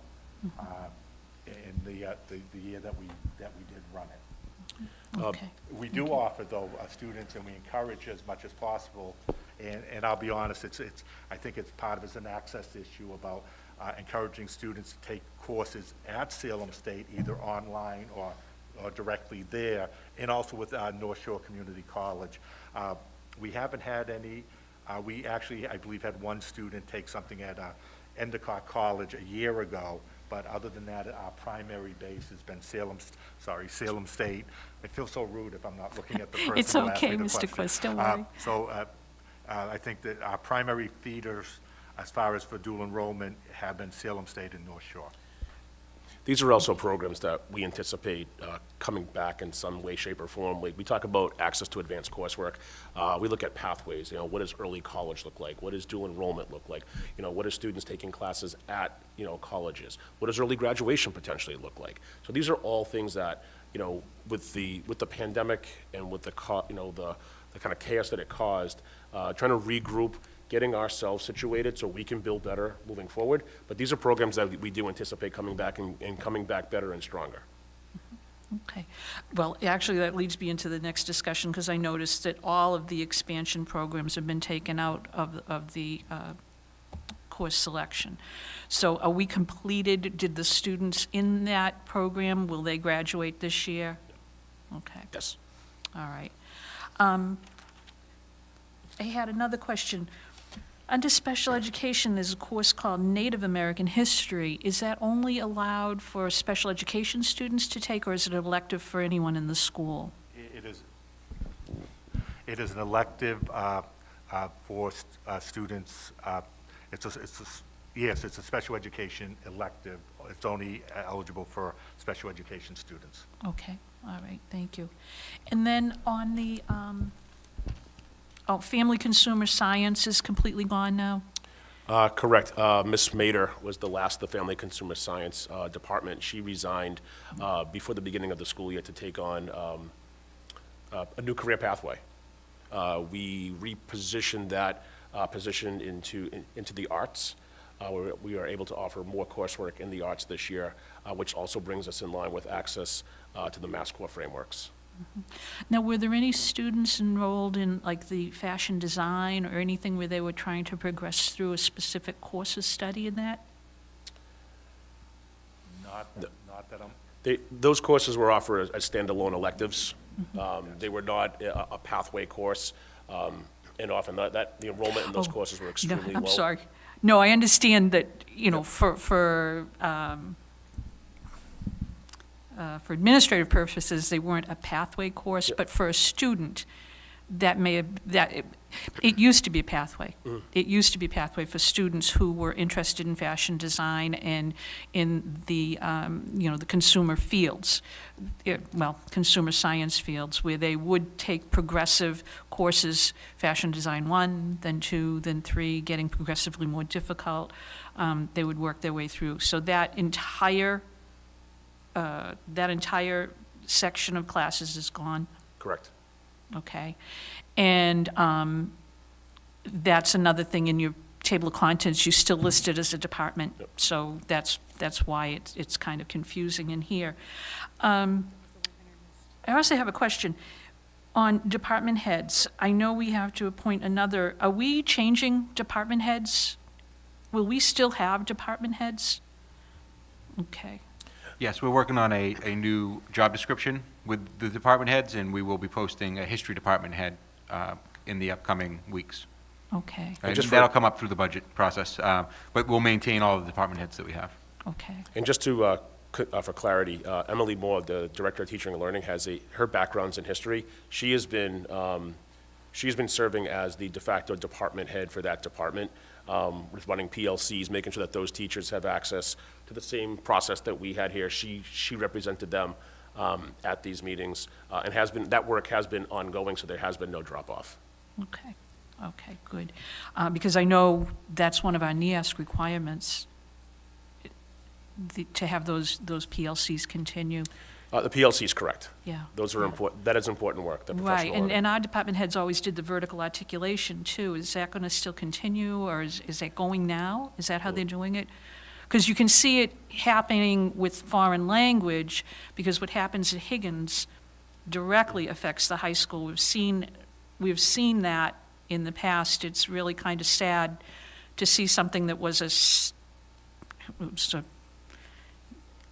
nationally recognized department, and now it's down to 4 languages, and when you tell me you're going to sunset Italian, that means to me we'll have just 3 languages left, and that is really so sad, because it was a huge, robust, very, very vibrant department and well-known throughout the country. Well, it still is very robust and very vibrant. We're looking to add, looking at where our students are signing up for and looking to pursue, the Spanish and Portuguese sections are incredibly popular.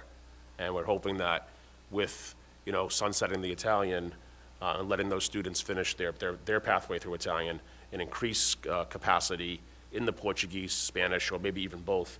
But those are the courses that the children, that the students are requesting and want to be in. And we're just creating, opportunities responsive to our student needs and wants. Okay. Well, I don't have any other questions just one. In the book, it says we have 5 Chapter 74 programs, but we have 6, correct? Okay, so it's a typo, all right. Because I was concerned that one of them may not be a Chapter 74 program at this point, so it is 6. Okay. All right, There's thank been you. oversight. Okay. Thank you, Mrs. Dunn. Mr. Hockman? Thank you, Mr. Mayor. Excuse me.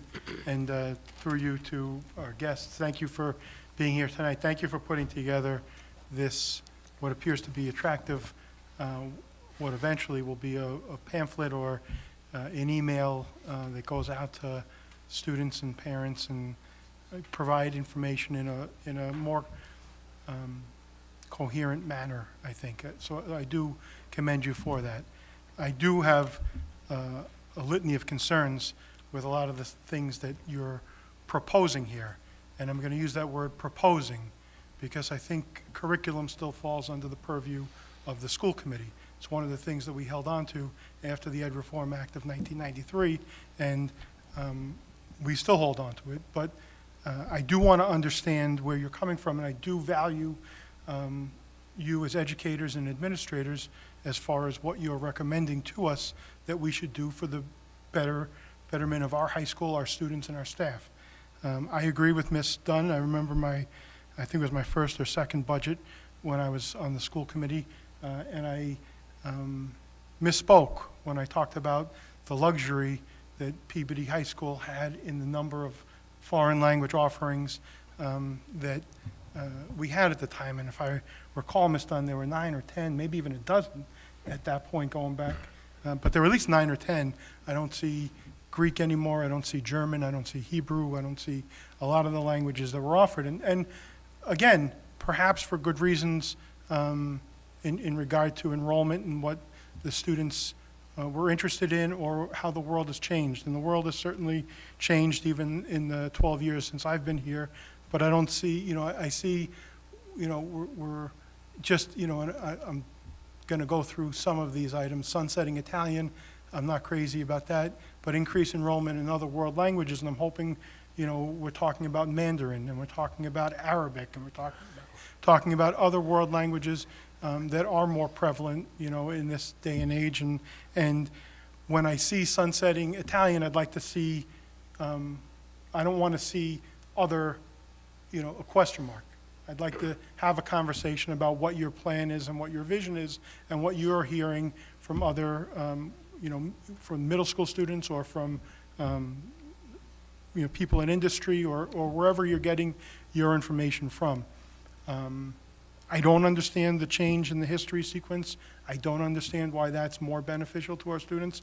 I can't intelligently talk about whether it is more beneficial to our students or not, because I don't understand why you're making that change. I would have liked to have seen all of this put before us in a subcommittee meeting where we have that opportunity to have that dialogue and you, if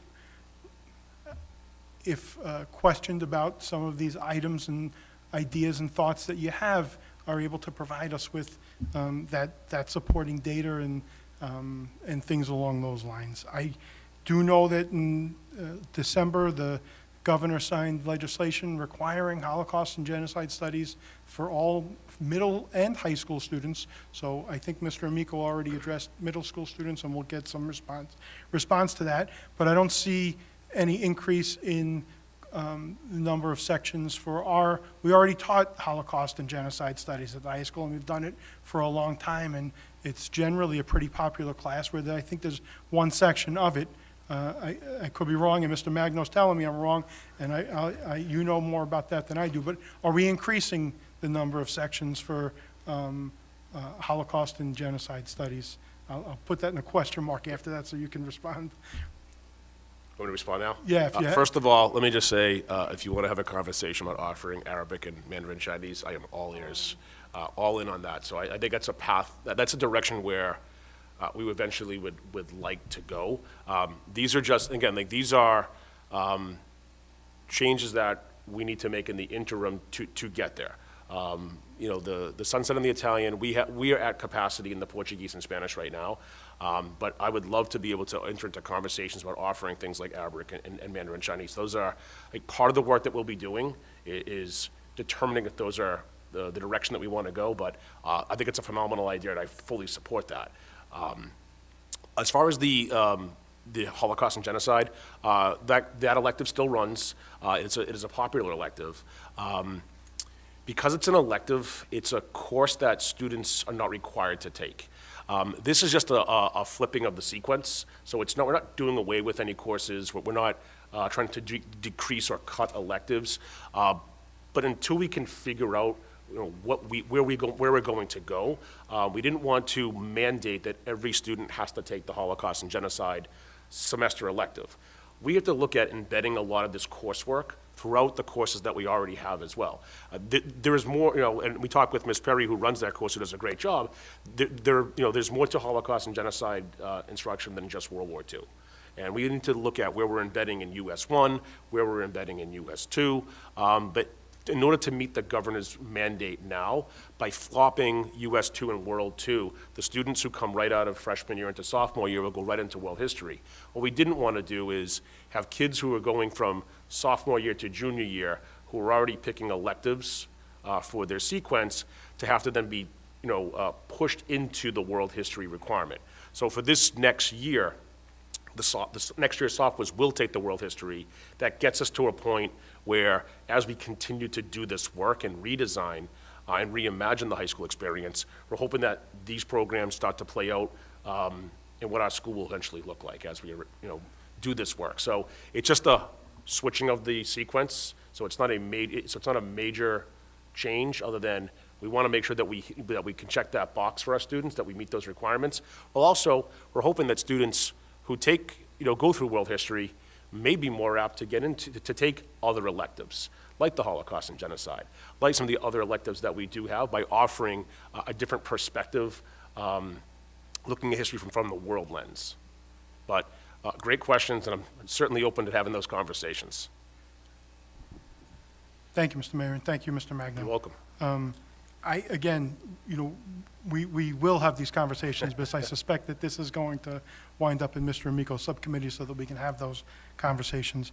I took, and I didn't read the legislation completely, but, you know, I'm not opposed to, and I agree with you in the sense of genocide not necessarily having such a necessarily heavy focus on World War II and the experiences that took place in Europe and around the world, because there are genocides that have taken place historically around in other countries with other with other countries. You know, this city is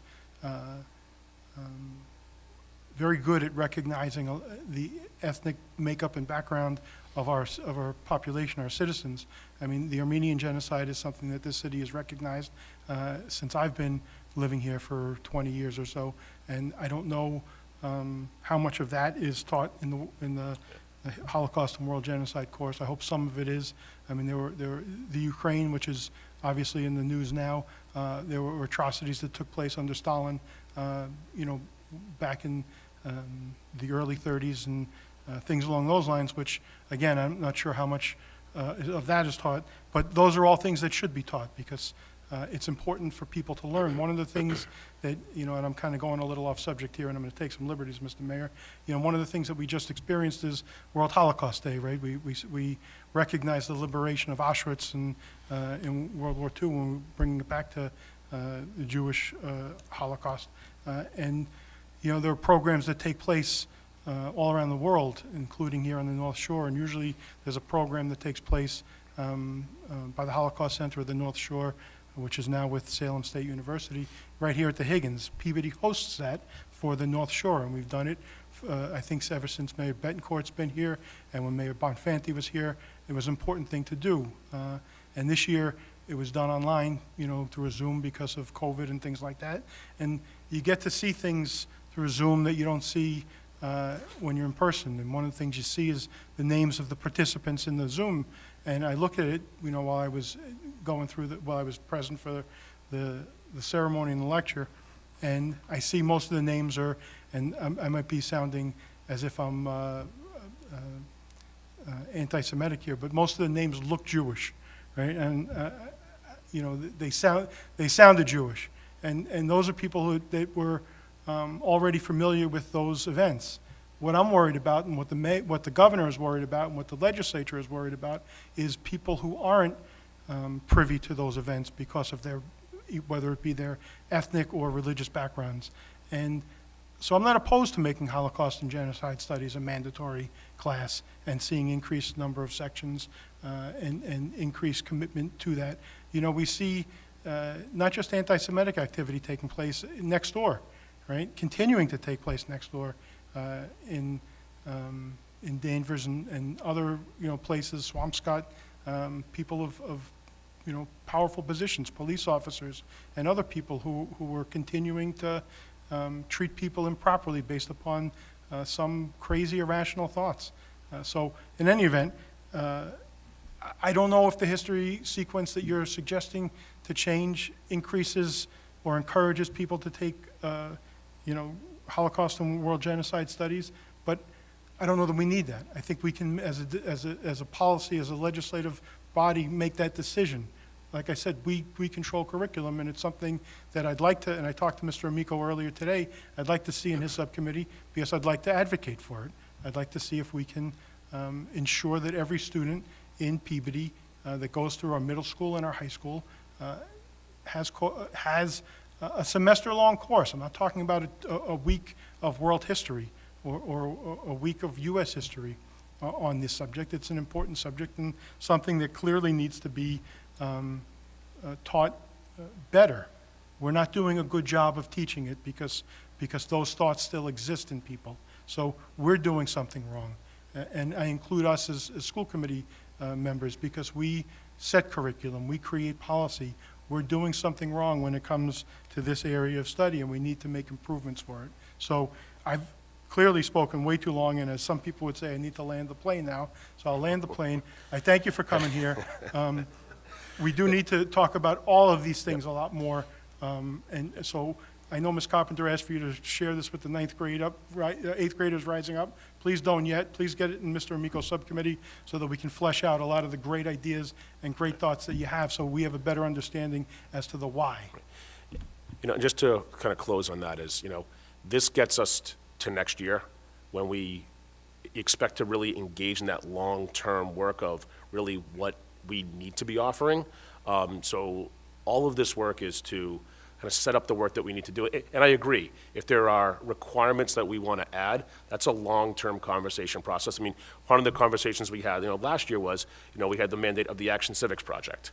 So you have all these mandates that are out there, and looking at, do we build new required courses? And as we add more required courses, they do have to take from somewhere in a student schedule. So we didn't want to get into, for next year, as we anticipate having funding to really examine this, this gets us through next year where any of this can be changed pretty much easily. If we decide that, that is not the right sequence and we want to add a course, then we have time to build that course out that really is meaningful and relevant to students. And it's not something we're going to be able to do in a week's time. So we do have the Holocaust and Genocide course, but we really like to take a step back and look at, does that course maybe also take care of the Action Civics Project? So there are things that we really need to really take some time and really do our homework and really go slow to go fast here, because we do have a great opportunity now to have teachers engage in this work with leadership, with you folks. But this process, this program of studies and these changes gets us through to next year so we can have those conversations and we check those boxes on some of those requirements that we have to offer. Thank you. Thank you, Mr. Hockman. Mrs. Dunn, quickly. Thank you. But I would like to agree with what Mr. Hockman said. when you do decide to make changes, you need to come before the school committee because the school committee does make the final decision on curriculum. It's a necessary part of our job. Okay, any wrap-up questions for our administrative team? Okay, thank you very much. Thank you. All right. Thank you for your hard work on this, and thank you to all the work that you did with the departments. I know a lot of the teachers put a lot of time into this as well, so thank you for that. And, you know, I'm happy to, I think we should be sharing this tomorrow night with our 8th graders, our rising 8th graders. We can share it in draft form, and we can continue to have conversations, but I do think it is an integral part of tomorrow night's process. Many of this will stay. If there are little tweaks, we can certainly treat it as a draft and bring it forward. I think the comments from the committee are welcomed, and you know, this is always a draft and it's ongoing, so I appreciate that. Thank you so much for your work. Thank you. Okay, one more item on the superintendent's report. Health and safety update. So we began our at-home COVID testing program 2 weeks ago. The first week we had 600 teachers participate, and we had 0 reported positive cases. Then we had just over 1,500, close to 1,600 students participating at this time. We gave out the test kits on Monday, yesterday of this week, instead of Friday due to the snow day.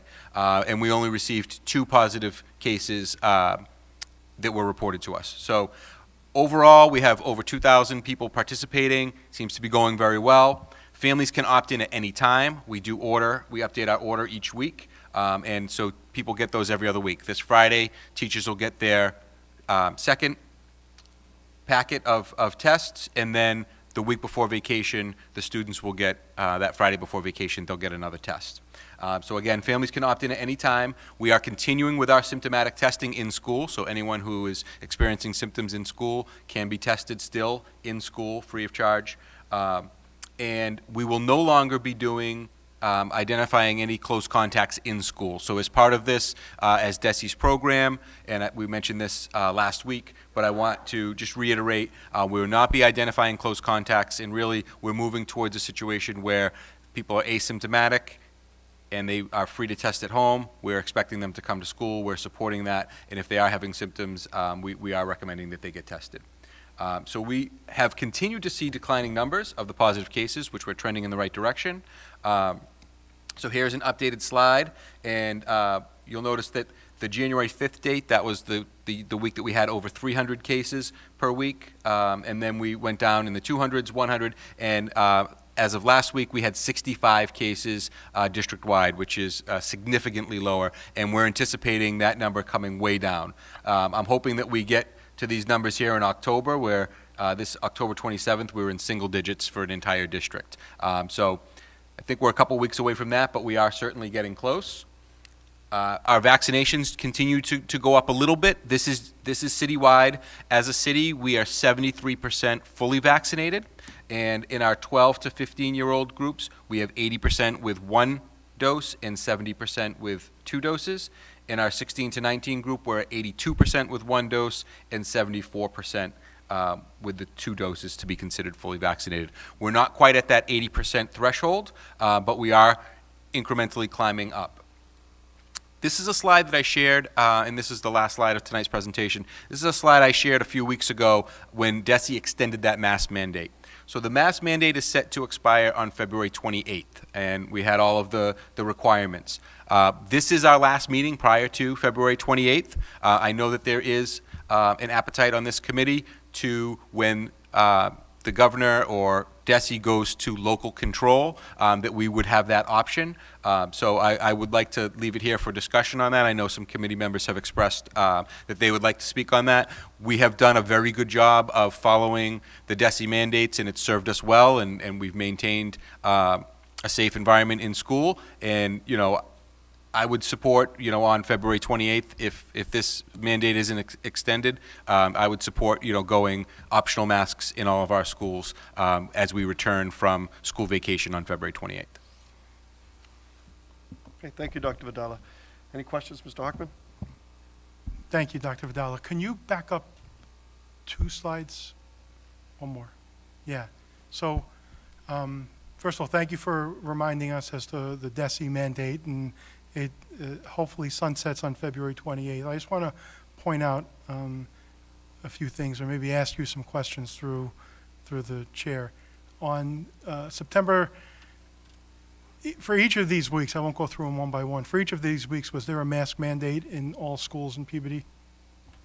Yes, there was. Okay. And we can clearly see that there's varying degrees of number of cases in week by week. And we all know that we just went through a surge, and we all know that we're coming down from the surge because, you know, a month ago, everybody we knew was testing positive with COVID.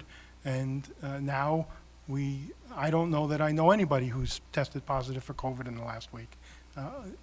Between Christmas and New Year's, gatherings with family and friends dismantled because, you know, people just weren't feeling well and were being responsible staying home. So I fully agree with you that when the DESE mandate sunsets, we should go mask optional.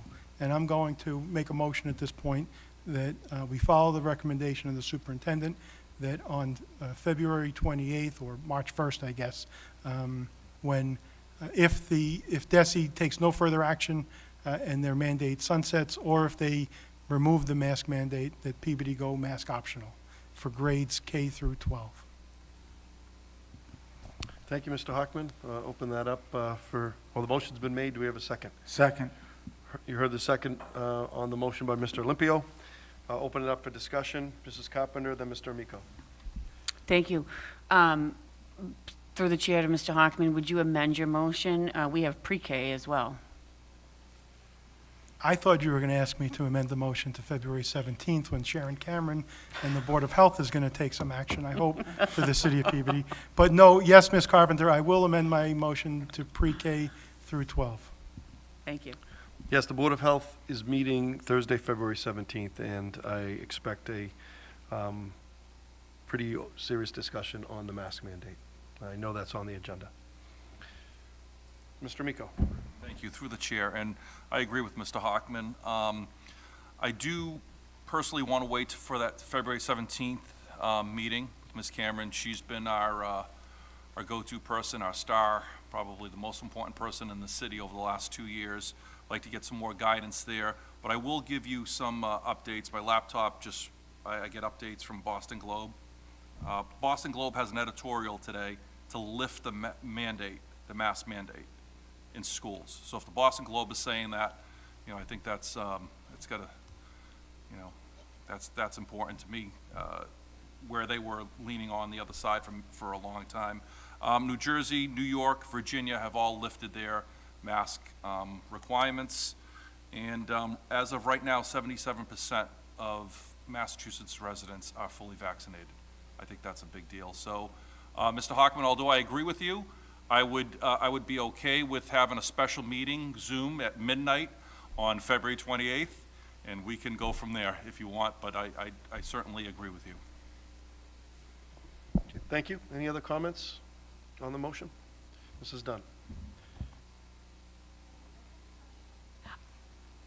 Basically, the motion is saying that if on the 28th the commissioner lifts the mandate order, then we would no longer have masks in the schools.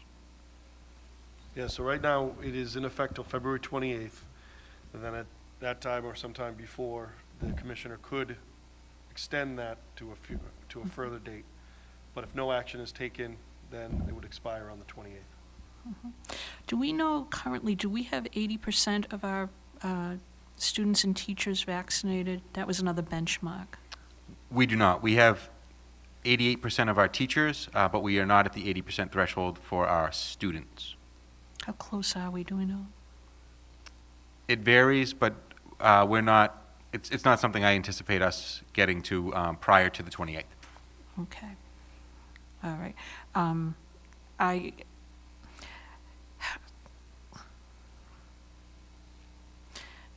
I would like the guidance of Sharon Cameron with her her health knowledge and the way she's been working with the CDC and just her medical background. I do have an additional motion. I'll bring it after this one. Thank you, Mrs. Dunn. Any other comments? Mr. Swanson. Yes, through you to Ms. Ackman. Just for clarity, again, I don't think it was answered. Is the recommendation, if DESI sunsets on the 28th, that we recommend, or is it straight up on the 1st of March that we go mask optional? Thank you, through the chair to you, Mr. Swanson. We'll always be, I'm always a fan of mask optional, right? So anyone that wants to wear a mask should wear a mask, if that's how they feel comfortable. If the mandate currently will expire on February 28th, so if DESI takes no action and it just sunsets, it just expires, my motion would be for Peabody Public Schools to go mask optional March 1st. And if DESI takes action saying that they're not going to extend their mandate or something, or vote to lift their mask mandate, same thing. March 1st, we go mask optional. Thank you. Okay. Thank you, Mr. Swanson. Mr. Olympio? Thank you. I will be supporting this motion. It's time. Go around town, you go into different cities, and even in Peabody, you go into restaurants, places are crowded. Go to any local basketball game, okay? Every single player is like this, playing basketball. It's time. The numbers are going down. I think the mask mandates at this point are hurting the students more than they're helping. And so I'm ready come February 28th. If DESI says it's up to local government to decide, then that's fine. And it's certainly mask optional. If there are people that are still uncomfortable with it, all the power to them. They can wear a mask. But we go, again, I go with the numbers and what you see around town in practice. I've been in local restaurants, places are crowded. Nobody's wearing a mask. And it's been that way for a long time. So I just think it's time. It's time. It's doing more harm to our children. I'll come in here, I'll wear a mask, I don't mind it, whatever.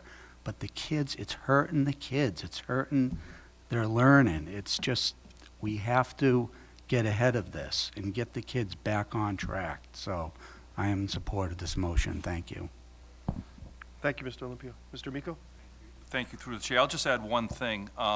If DESI does lift that mask mandate on the 28th, I would imagine that they've talked to the proper public health officials across the state, and I think we have one of the best here in the city. So if DESI is at that point on February 28th, I'm sure Ms. Cameron would be as well, because she's been a part of the whole region up here.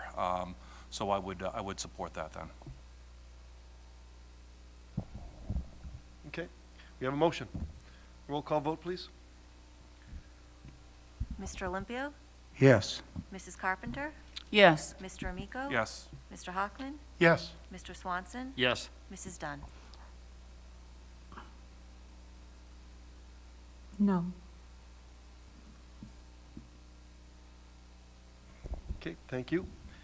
Any other further? Mr. Chairman? Yes, Mrs. Dunn, you did mention you might have a motion. Yes.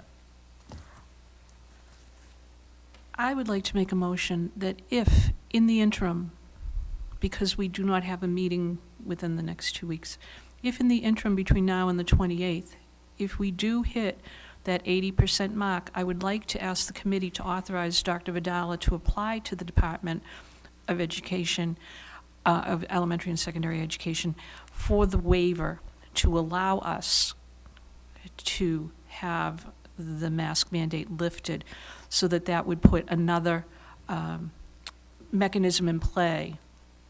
And as you said, you don't know how close we are. We could be very close, and if we are, I would like to at least authorize you, without us having to hold another meeting, authorize you to submit that letter on our behalf requesting that waiver.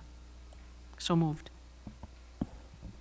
Thank you for the motion, Mrs. Dunn, seconded by Mr. Swanson. Any comments or questions on the motion? Roll call vote, please. Mr. Olympio? Yes. Mrs. Carpenter? Yes. Mr. Amico? Yes. Mr. Hockman? Yes. Mr. Swanson? Yes. Mrs. Dunn? Yes.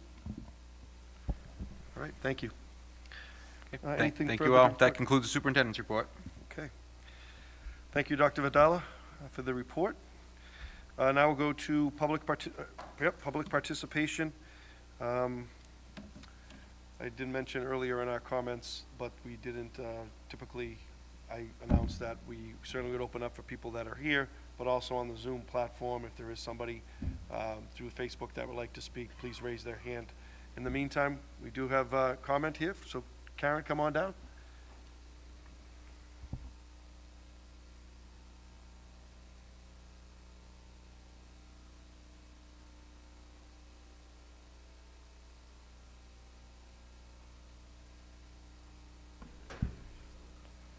Karen Mayo, 61 Harrison Ave, Peabody, Mass.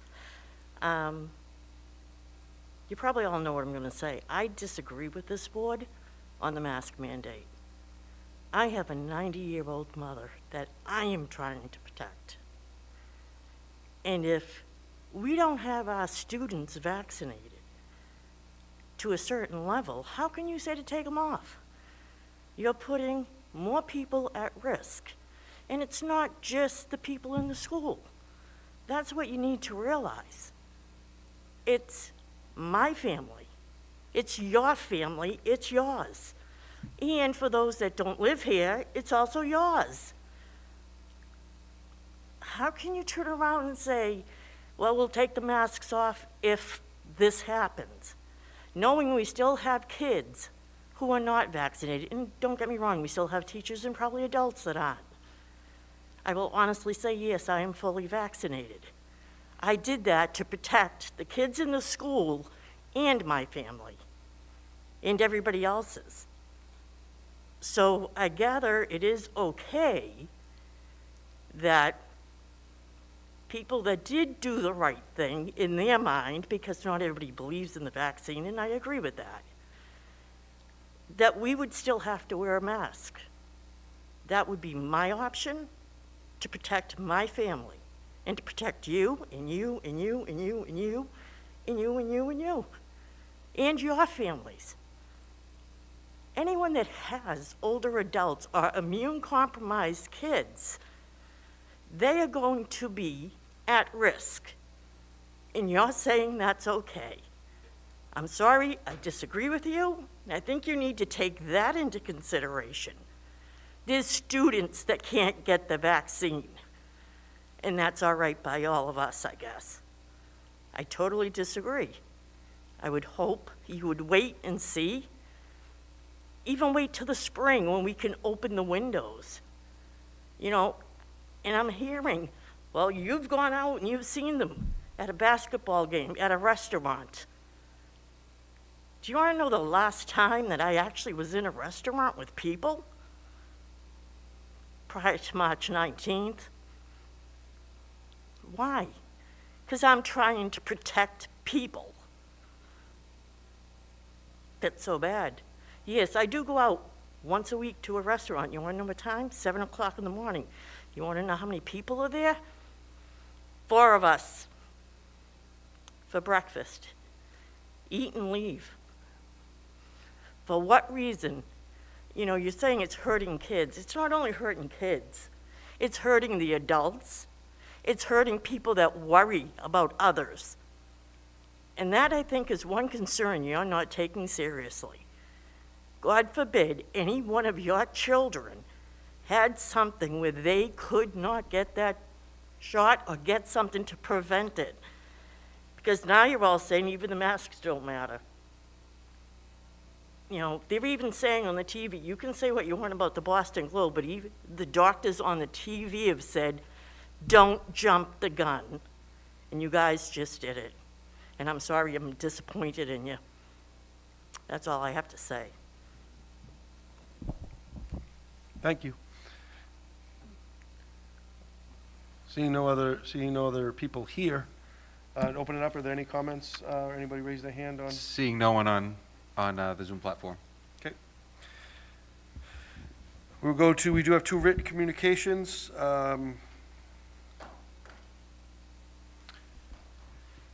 Motion to receive. Yep, first one is communication from the MSBA dated January 19, 2022, regarding accepting statement of interest for consideration. And item number 2 is communication from MSBA dated February 3rd, 2022 regarding determination on the center and Peabody Veterans Memorial High School statement of interest. Unfortunately, the MSBA for the year 2021, we just received notice at that February 3rd letter that we were not welcomed into the MSBA partnership for projects for those 2 schools under the core program. Certainly disappointing. This has been year 3 for Peabody Veterans Memorial High School.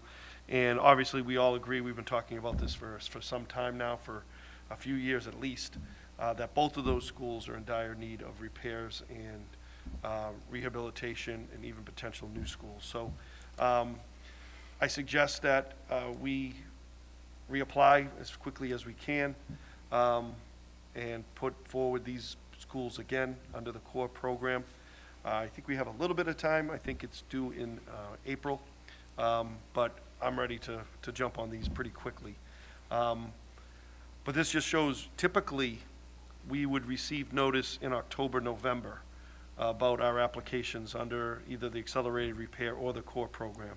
But we're not getting this till February. So the MSBA, as most state departments, are behind a little bit, probably behind on site visits and some of their research that they typically do.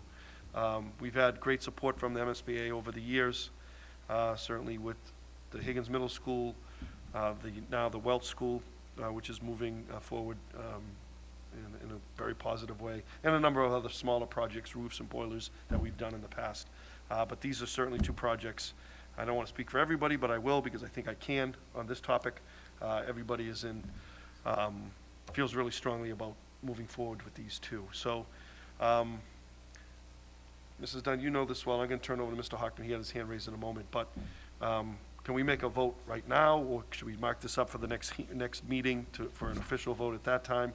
I just think all of us want to make sure we move forward. We do have to get it over to the City Council for their support, and they've always been very supportive of these 2 projects as well. Do you know the time, Mr. Hockman? Would you mind if I go to Mrs. Dunn first? And do you give us a time frame or your recommendation, just because I think certainly I'd be ready to move forward today, but I want to make sure we do this properly, and I didn't know if you might have some information on that.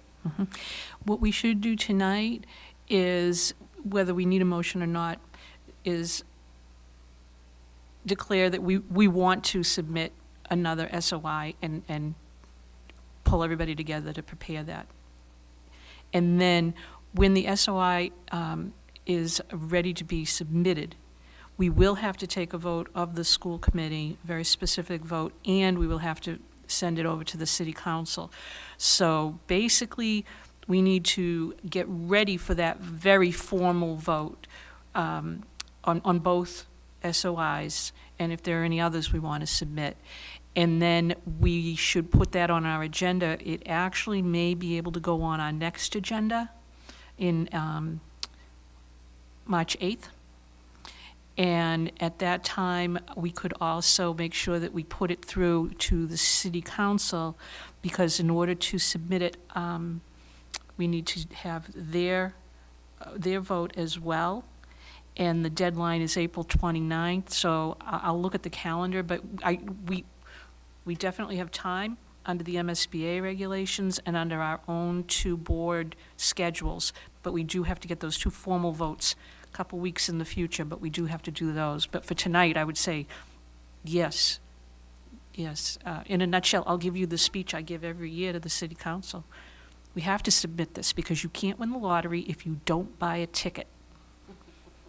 End of story. Got to send it in. We got to keep trying. Thank you, Mrs. Dunn. That's great. Yes, and as we know, the council has to receive it, so once we have the official vote, they receive it and then mark it up for their next meeting. So there's a little bit of time there, and I know we have some research and some work, and I know Dr. Vidala and Dr. Chase will be doing that anyway, in preparation for that. So, Mr. Hockman, I'll turn it over to you. Thank you, Mr. Mayor. What I was going to suggest was, I agree with Ms. Dunn in regard to the accelerated repair program. Any SOIs that we're going to submit to that, which has an earlier deadline, we should have on our agenda for March 8th. I would think that the core program, which has a deadline of April 29th, we could take up at our second March meeting And I was going to suggest that maybe we put all of this into the Building and Grounds Subcommittee, get all the players involved that are involved at a subcommittee meeting so that we can identify projects. I'm sure there are projects that we'll want to submit to the MSBA in addition to the center and to the high school at least for accelerated repairs, boilers and roofs and windows and things along those lines. So just a suggestion that we put it into Building and Grounds. I can have a subcommittee meeting next week, and we can put everyone together and start talking about those things.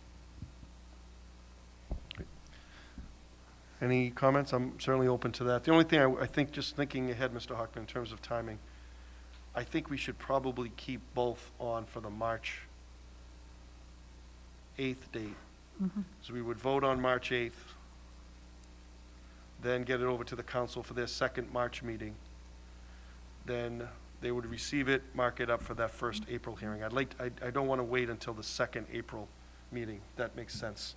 It would for cut the it council. That close. would put pressure on the council, and you never know what could happen in there. So I'd like to maybe give us a little bit of wiggle room there.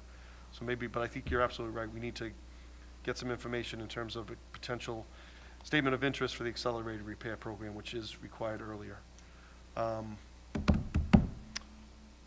open to doing that through Building and Grounds. Open it up for any thoughts and comments.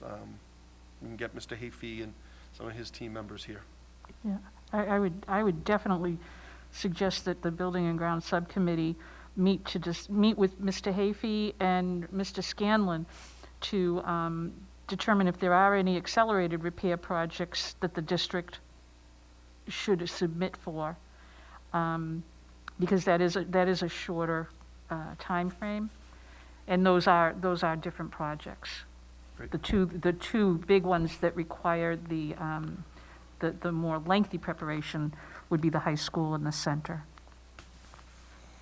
So why don't we do that? Why don't we set up a meeting? Our next meeting is March 8th. I wanted to clarify that with the committee. I know we have a school vacation week at the end of February, and I know all of us, have children. We thought that would be good to push the date back, but I just want to confirm, is the next meeting March 8th? Okay. So I would suggest we have a Building and Grounds meeting.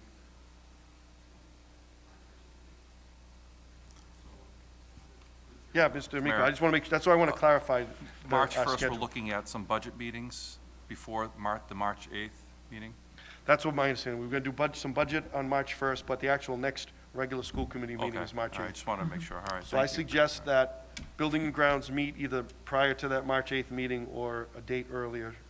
Mr. Mayor, I was considering February 15th, a week from today, so that we can get things underway. Absolutely. As I'm long good as with that's that. okay with the superintendent and Dr. Chase and Mr. Scanlon and people that are here. I'll reach out to Mr. Hayfee too to confirm that, because he'll be necessary for that meeting. But that's perfect. The sooner the better on those topics. So why don't we do that? Building and Grounds, Mr. Hockman will have that set up for February 15th, a week from today. We'll just confirm that with Mr. Hayfee. And then budget March 1st, next regular school committee meeting March 8th, and I'd like to have both of those items, accelerated repair and core programs, for that agenda. Okay. Anything, Mrs. Dunn?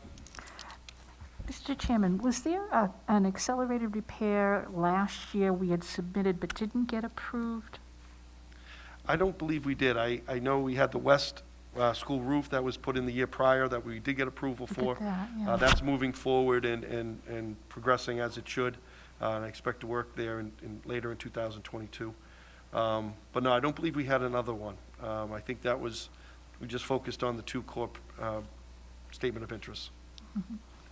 Trying to think, was there Mrs. the Dunn, south roof? we did some minor roof work at the Carroll, and we did some boiler work at the south At the that was south. not through MSBA. Okay, But we that's what I'm did, thinking of. we did roof and boiler, but it didn't rise to the accelerated repair program. We did that internally. Thank you. But those were building projects that we're doing. Mr. Hayfee had talked about those. So Okay. that may be what you're thinking. Thank you. Yeah, the reason I was asking was because it would be something that I would say we should renew. If we were denied and we put it off, I would say bring it back and go for it again. Nope, that makes sense. And I think Mr. Hayfee will, in speaking to him, will have some recommendations.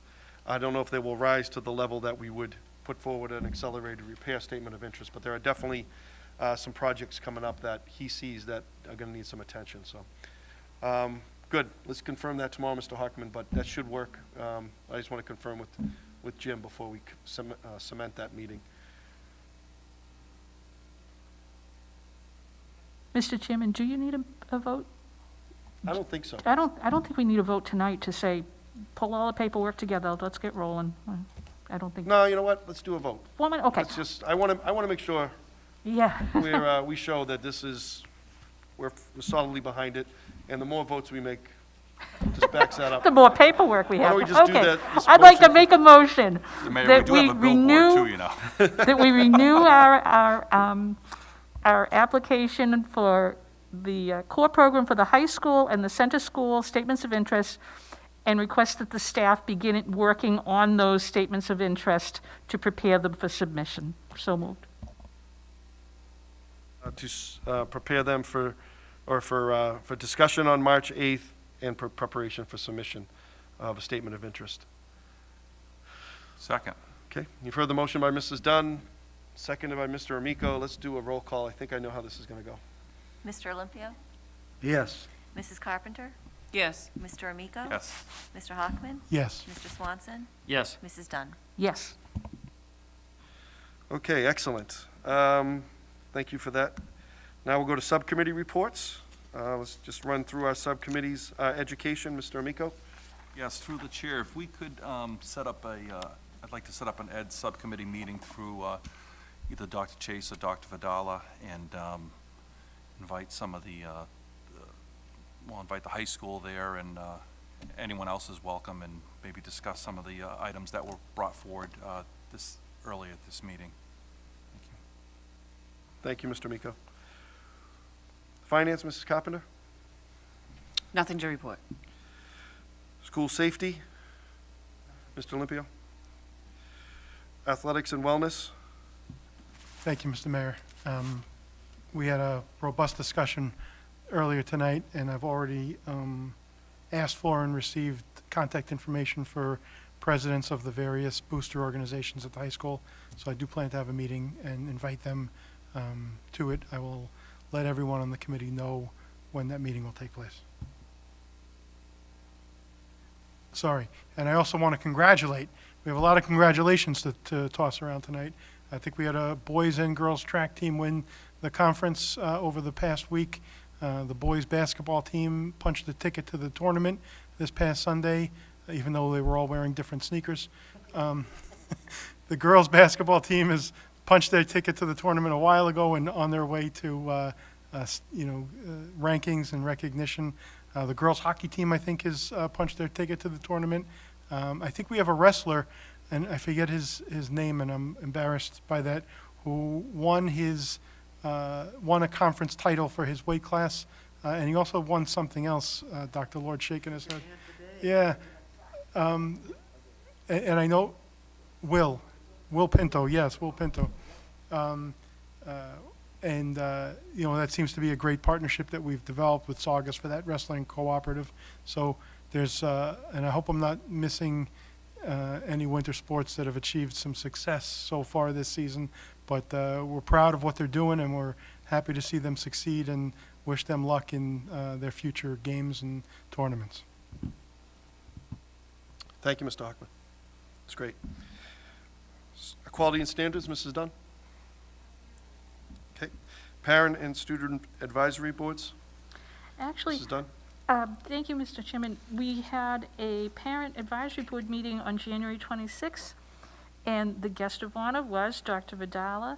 We had a light attendance, and it was a great discussion to meet with the parent who arrived, and I'm going to schedule another parent advisory board meeting within the next 3 or 4 weeks, and hopefully we'll be able to get the subcommittee back on track as far as finding out what issues the parents would like to discuss and who they'd like to hear from. Okay. And I would like to mention, just so everyone knows, I realize our minutes did not reflect that I had given a report on the parent advisory board meeting at our previous meeting. it was really only just to announce the date and the topic and our guest, but it's not in the minutes. That'll have to be addressed. Yeah. We'll have to talk to our outstanding minutes taker to make sure that that change is made. Mr. Mayor, through the chair, Ms.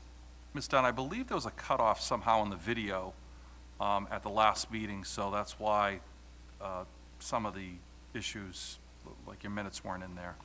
I believe there was a skip in there somehow. There was an error. Oh, okay. Thank you. That's good to know. Thanks. Thank you. Building and Grounds, Mr. Hockman? Yes, Mr. Mayor, we too had an opportunity to meet on January 26th, and we do have a couple of pressing issues with regard to building and grounds, in addition to the statements of interest that we'll take up in the future. First one is, and I've been talking about this quietly, kind of tapping on the door for a couple of years now, the administration building. The administration building is a property that we lease.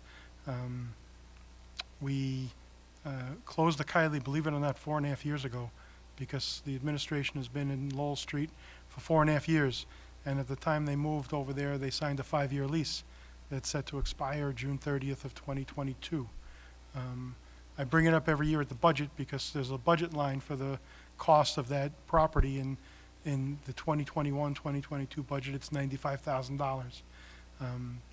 We do have two tenant options, so there are options for each for 2 years that we can exercise to extend that lease.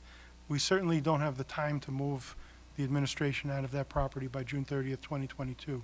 So what I'm gonna make a few motions with regard to this.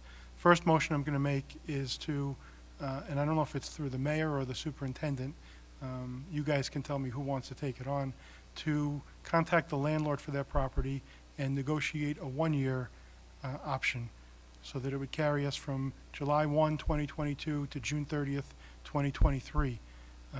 At the same increase that the option, there's an increase in the rent if we exercise the option, and that's certainly understandable as time goes on. Property is more valuable and expensive, but I don't want to tie into a 2-year option if we can avoid it. I'd like to tie into a 1-year option, and that'll lead into my second motion, which is going to be to direct the superintendent and the mayor and perhaps anyone else to start looking for a new site for the administration to occupy, but I'll take that up second. So the motion that I'm making is to have the superintendent or mayor or our legal department negotiate a 1-year option or extension of the current lease that we have with the landlord at, is it 27 Lowell Street? 27 Lowell Street. So moved. Thank you, Mr. Hockman. I'll take a second, and then I have some comments on that. Second. Thank you. Motion made by Mr. Hockman, seconded by Mr. Olympio. On that motion, that makes sense to me, Mr. Hockman. I completely agree, and I will take that responsibility, work with our city solicitor, Don Kahn, to reach out to the property owner. I've always, when I advocated for this, and I didn't feel comfortable at the Kiley School because of the deterioration of that building, and I just felt that until we come up with our plan, I didn't want to put money into that building without coming up with a long-range plan. I always thought that was this moving over to 27 Lowell Street was a short term. That's why it's only a 5-year lease, which I wanted it to be a short-term one, figuring that would give us the opportunity to look at other options to potentially come up again with our long-range plan. We do have the two-year options, as Mr. Hockman mentioned, and I do think we need to come up with our long-range plan on this. I think 27 Lowell Street has worked well for what we needed at the time, but we really need to discuss and come up with our how this is going to work and where our administrative team is going to be for the future, whether it's at another school, another location, whatever the case may be. But I am certainly good with moving forward with that, reaching out and trying to negotiate a 1-year option on that building.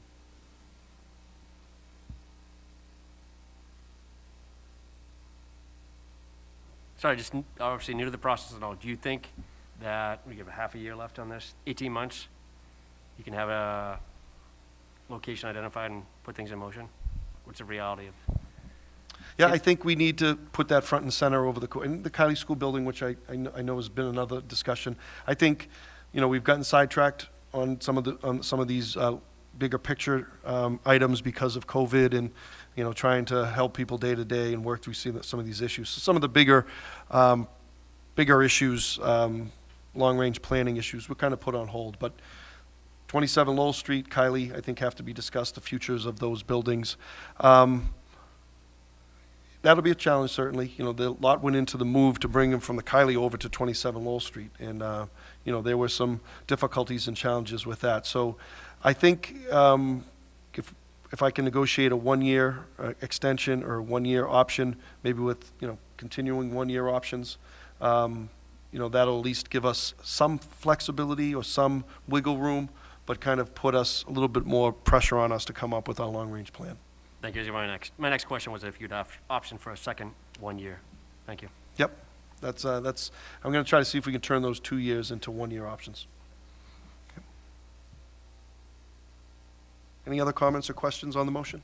Roll call vote, please. Mr. Olympio? Yes. Mrs. Carpenter?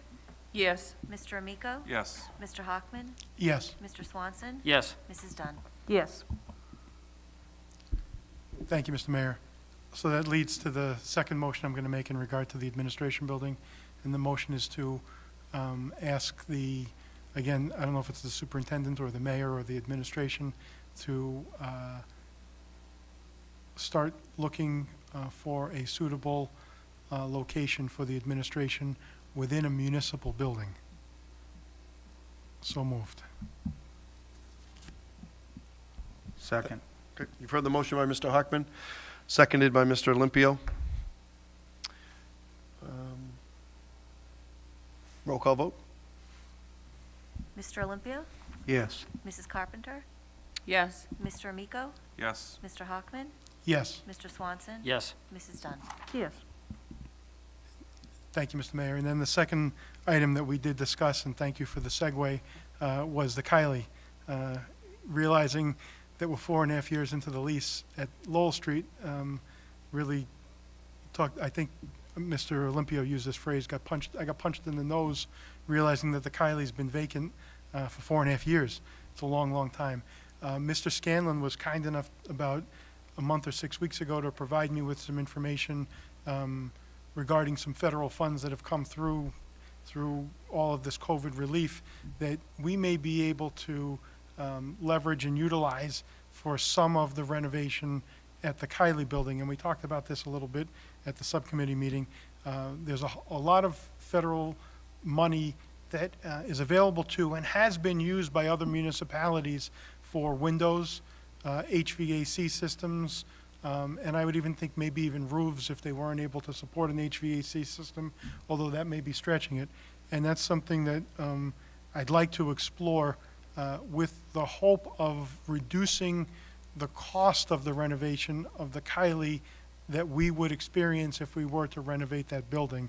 I realize that this is a bigger topic than moving the administration building and extending leases or abbreviating option periods on leases, but it is time that we did something. I think we're all, over the course of the 4.5 years, have all come to the realization that the property and the building is too valuable to sell for the amount of money that we were told it would fetch if it was to be put on the market to a third-party purchaser.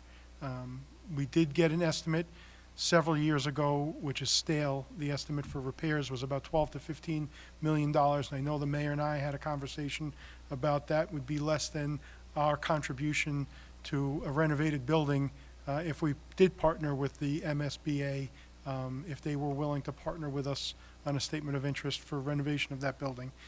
I expect that estimate for renovation of that building is probably doubled since we received it.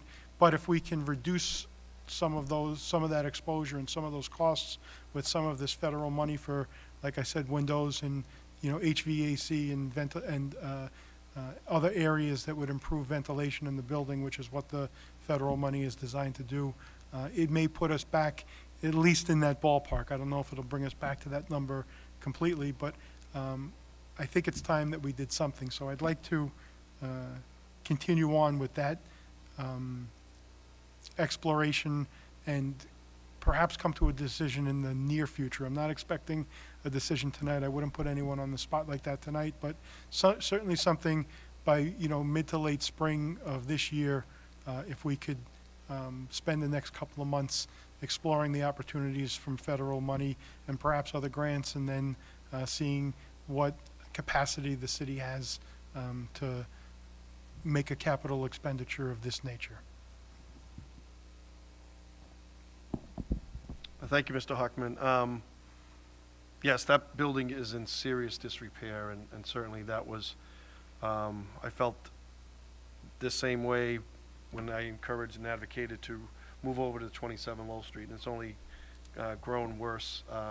And I think the numbers, the 12 to 15 million, you're right, are going to be very low now. That Mr. Healy, Tim Healy, was actually did that study for us, or contracted with the company, and so that's at least 4 years old. And also at the time, we did do a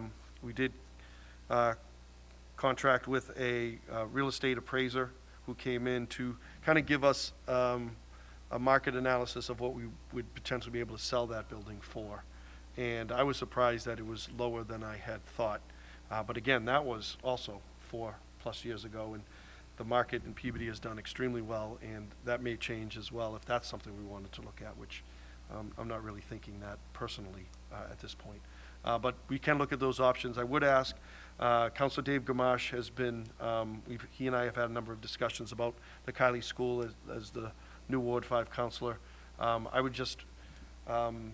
Hockman, going forward on building and grounds, if we could maybe invite him to those meetings, or any, other, those are open meetings certainly, but maybe an invite to Councilor Gamache, so he can weigh in as well. I think that would be very helpful. But I agree. I think the future has to be determined on those two properties this year. Is there a motion? Did you want to make a motion on that, or is that just an update? I think it's premature to make a motion. But I would say, in closing out the Building and Grounds Subcommittee report, that if we were to save the $95,000 from the lease at 27 Lowell Street, we'd be able to buy all of our student athletes the proper footwear. Chuck Taylors and maybe some yellow Crocs, maybe some yellow Crocs. I think Mr. Or Olympia, orange Crocs. Mr. Olympia was going to provide us with a fashion show on footwear.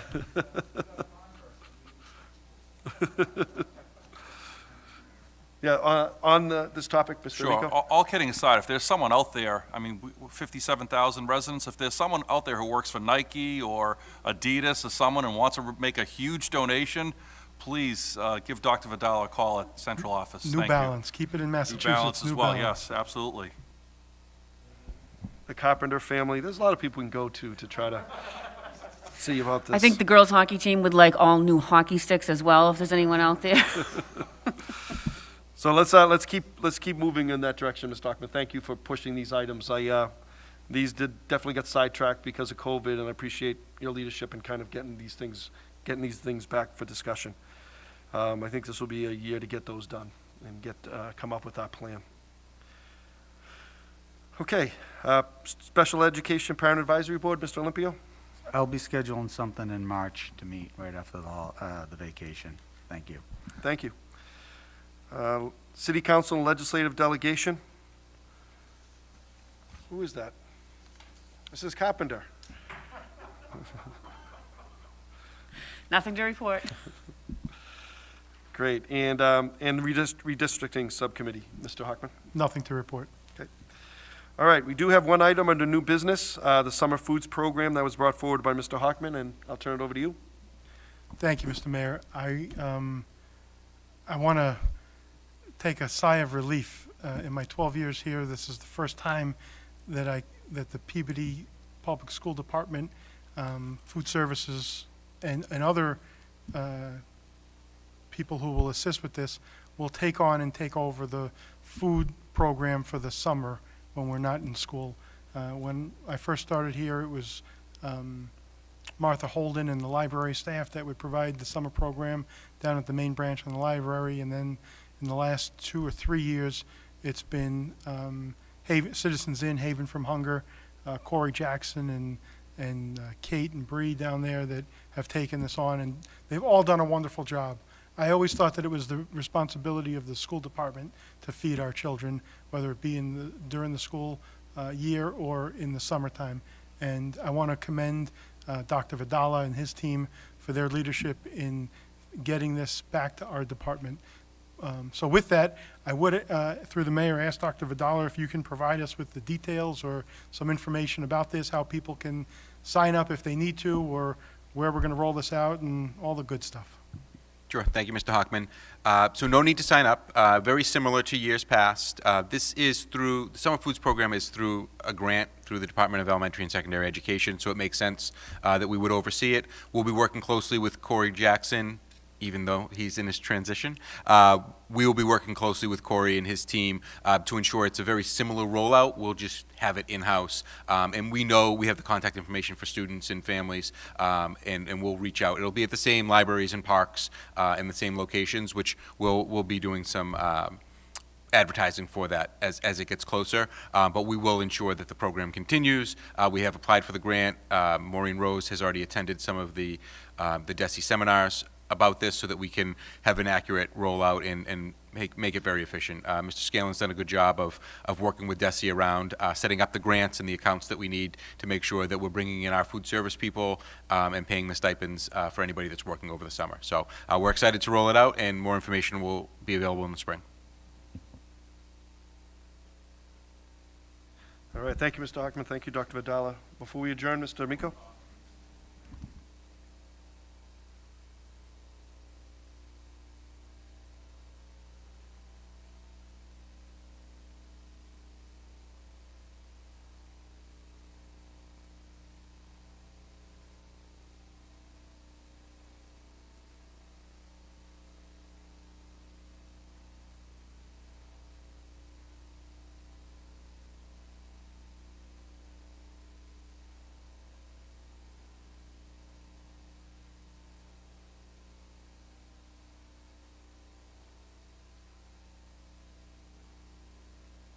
Thank you for that, Mr. Miko. Okay, so items from the next agenda will be handled in the regular course of business. Just to review the schedule again, we're looking at February 15th for Building and Grounds. We're looking March 1st for our first finance budget meeting. And March 8th will be our next regular school committee meeting. Okay. Motion to adjourn. All in favor? It's a vote. Thank you, everyone. Lot covered today. It was a very good meeting. Thank you very much.